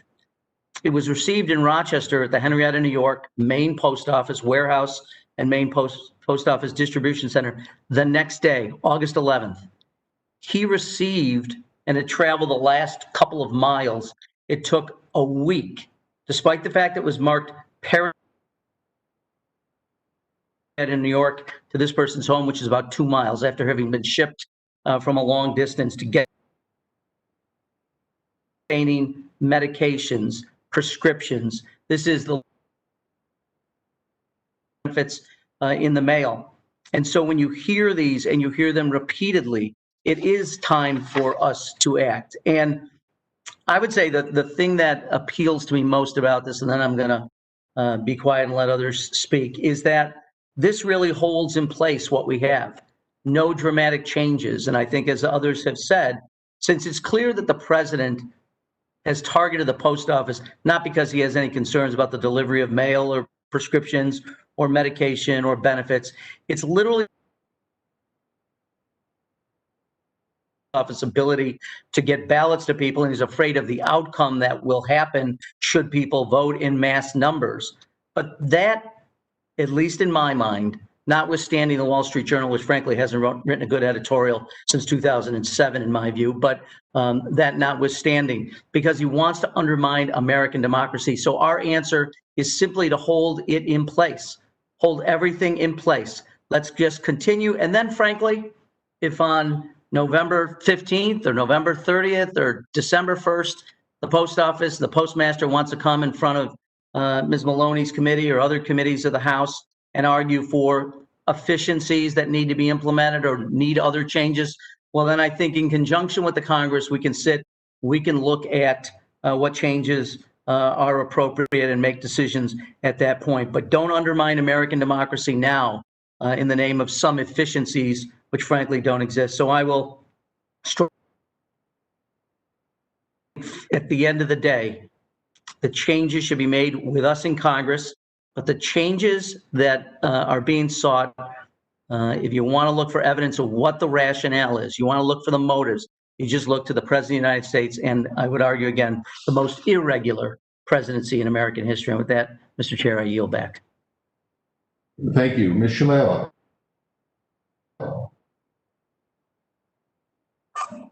Thank you, Mr. Chairman. Let me acknowledge the leadership of my longtime friend, Carol Maloney, who I've known since the beginning of our careers.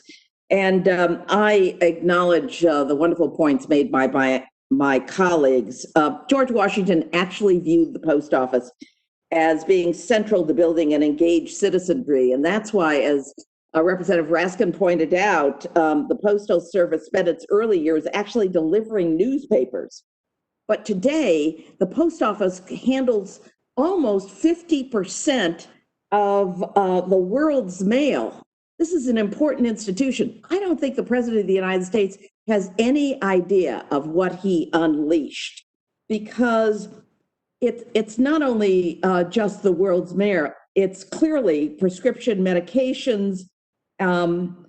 At least a quarter of Americans over 65 get their medications through the mail. And in fact, we have been encouraging that because the data indicated that there's more accuracy through mail-in medications. And so Medicaid, Medicare have been encouraging people to get their meds through the mail. I saw and ran into a veteran today who was in tears because his meds were consistently late over the last 2 months. I had no answer for him other than going back to Washington to at least try to fix a piece of this. The number of people that are getting their meds through the mail is clearly going up. And we've talked about Social Security checks, particularly the SSI population, and the number of people that are going to vote. And frankly, in Florida, Democrats and Republicans don't debate the issue of voting from home. Republicans have supported it over the years. Democrats have supported it over the years, and we're competing with each other to get more people registered. But all of us are concerned, very concerned, about the slowness of the mail. That letter alarmed people. If you want to talk about people being jittery, it doesn't have anything to do with partisanship. These are not jittery partisans. These are our constituents. These are real life experiences with the post office. In this past week, I got over 2,000 letters just in this past week from constituents. This was not organized mail. I know organized mail. You know organized mail. These were individual letters. One man said to me, his name was Charles, he said he hadn't gotten mail in 4 days. And before this, he never went a single day without mail in his whole life. Linda from Miami wrote to say that mailboxes had been removed from her neighborhood. She said, the mailman will not take mail from mailboxes, and she now has to drive to the post office to mail items. And she also said to me that this is an issue for her neighbors who are elderly and don't drive. And John, who also lives in my district, he has disability, and he relies on the Postal Service for medications and to vote. Anita from Brickell is a small business owner. She sends hundreds of cards every year. She isn't sure whether her business can survive without a Cutler Bay. He actually worked at the post office for 4 decades. He's never seen these sorts of delays. He mailed several letters himself from a Miami post office and found that they took 5 days to arrive. Previously, they would have arrived in 1 day. Lucy from Coral Gables has a son who attends a day program for adults with disabilities. Her tuition for him was due July 1st. She arranged for a check to be sent on June 26th from a brokerage account. Throughout July, she got overdue notices from the program. They finally received her son's fee on July 28th, a month late. Mary from Pinecrest heard from a lot of late fees, by the way, including myself, for something that I mailed. She was charged late fees for her bill. She mailed her payments way ahead of the due date, but they didn't arrive on time. And the stories go on and on. This is not this is not a minor issue. These are elderly people who can't get to a post office. They're people that are totally dependent. They're veterans. They're clearly part. And the level of calls and letters we're getting is an indication that something is going on and something wrong is going on. Do we know that the mail's been slow? The Postmaster General himself. And finally, let me make a point about the Postmaster General. I have run lots of complex institutions. I can't remember ever shaking up an institution, an important institution, after 5 weeks on the job. He doesn't know what he's doing. And he certainly looked at the unintended consequences, or maybe their intended consequences of the decisions that have been made. And we've got to just say, no, we've got to stop this. It's not just death, and it's about people getting hurt during a terrible pandemic that has clearly been mismanaged. I yield back.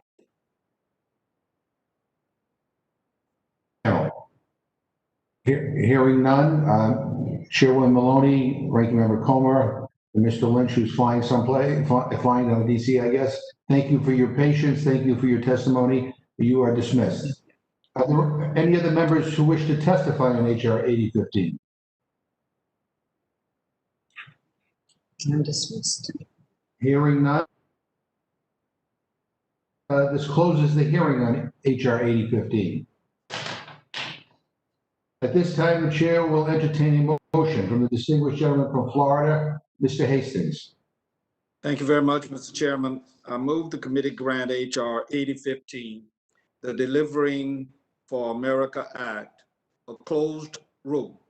The rule provides 2 hours of debate, equally divided and controlled by the chair and ranking minority member of the Committee on Oversight and Reform. The rule waives all points of order against consideration of the bill. The rule provides that an amendment in the nature of a substitute, consisting of the text of Rules Committee Print 116-61, modified by the amendment printed in the Rules Committee report, shall be considered as adopted, and the bill as amended shall be considered as read. The rule waives all points of order against provisions in the bill as amended. Finally, the rule provides one motion to recommit with or without instructions. Thank you very much. You've heard the motion from the gentleman from Florida. Is there any amendment or discussion? Mr. Cole. I think it's safe to say, judging from today's hearing, that a lot of people want to talk about this bill at considerable length. And I think we should give people an opportunity to do that. And particularly since this has been subject to any amendment whatsoever, involves spending $25 billion. I think lots of members are going to have lots of opinions about this. And it's clearly an important matter. We've been called back in August to do this bill, even though the Senate's unlikely to take it up, and the president said he'll veto it if it gets to his desk. But it's important. You wouldn't have brought all these members back here if it weren't important. So if we're going to bring them back, I think we ought to give them the opportunity to submit amendments, the opportunity to debate as fully as we've had that opportunity today. And so I would move, Mr. Chairman, that we have an open room. I thank the gentleman. Is there any discussion? I would just add that I would urge a no vote. I think people, our constituents, are tired of people talking. It's time to do something, and people are being adversely impacted as we speak. It's not just about the vote, but as we've heard over and over and over again, not just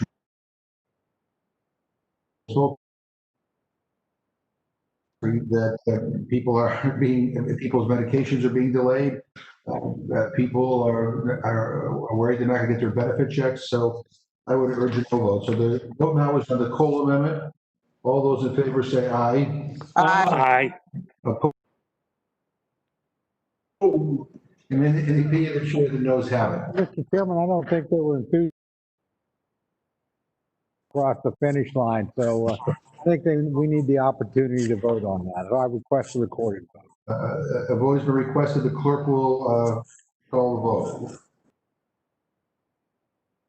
Mr. Hastings? No. Mrs. Torres? No. Mrs. Torres? No. Mr. Perlmutter? No. Mr. Perlmutter? No. Mr. Raskin? No. Mr. Raskin? No. Miss Scanlon? Miss Scanlon? No. Mr. Morelli? Unmute. Joe. Yes, done. Did you vote, Mr. Morelli? You have to unmute.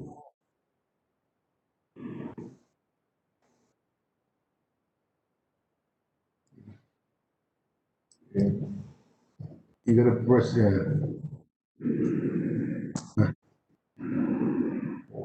why don't we come back, we'll come back to Mr. Morelli. I think my good friend's struggling, Mr. Chair. No. Miss Shalala? No. Miss Matsui? Mr. Cole? Aye. Mr. Cole? Aye. Mr. Woodall? Aye. Mr. Woodall? Aye. Mr. Burgess? Aye. Mr. Burgess? Aye. Mrs. Lesko? No. Aye. Mr. Chairman? How is Mr. Morelli Mr. Chairman? recorded? No. Mr. Morelli is not Yeah, recorded. I'd like to be recorded in the negative. Mr. Morelli? No. Clerk report the total. 4 yeas, 8 nays. The amendment is not agreed to. Are there further amendments? No, hearing none. The vote is now on the motion from the gentleman from Florida. All those in favor say aye. Aye. Aye. All those opposed say no. No. In the chair, the ayes have it. I'm sorry, Mr. Back at, The gentleman from Oklahoma has requested a recorded vote. Please call the roll. Mr. Hastings? Here you go. Why don't we'll come back to Mr. Hastings. Mrs. Torres? Mrs. Torres? Aye. Mrs. Torres? Aye. Did you say Mr. Perlmutter? Aye. Mr. Perlmutter? Aye. Mr. Raskin? Aye. Mr. Raskin? Aye. Miss Scanlon? Aye. Miss Scanlon? Aye. Mr. Morelli? Aye. Aye. Mr. Morelli? Aye. Miss Shalala? Aye. Miss Shalala? Aye. Miss Matsui? Mr. Cole? no. Mr. Cole? No. Mr. Woodall? No. Mr. Woodall? No. Mr. Burgess? Mr. Burgess? No. Mrs. Lesko? No. Mrs. Lesko? No. Mr. Chairman? Aye. Mr. Chairman? Aye. And I think Mr. Hastings is trying to get back online here. Let's give him a minute, and if he can't, we'll.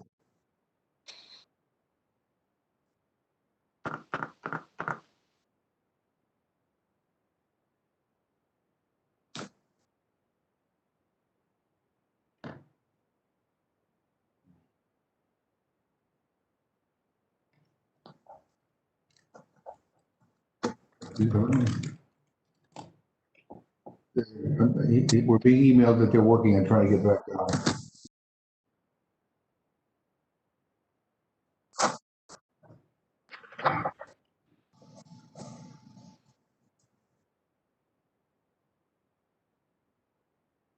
Well, I think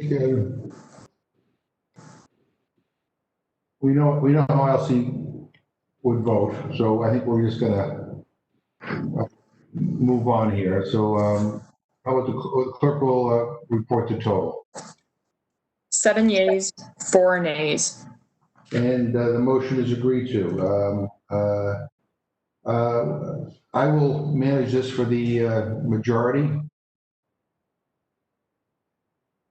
Mr. Woodall will manage it for the Republicans. I thank everybody for your participation and your patience, and without objection, the committee stands adjourned.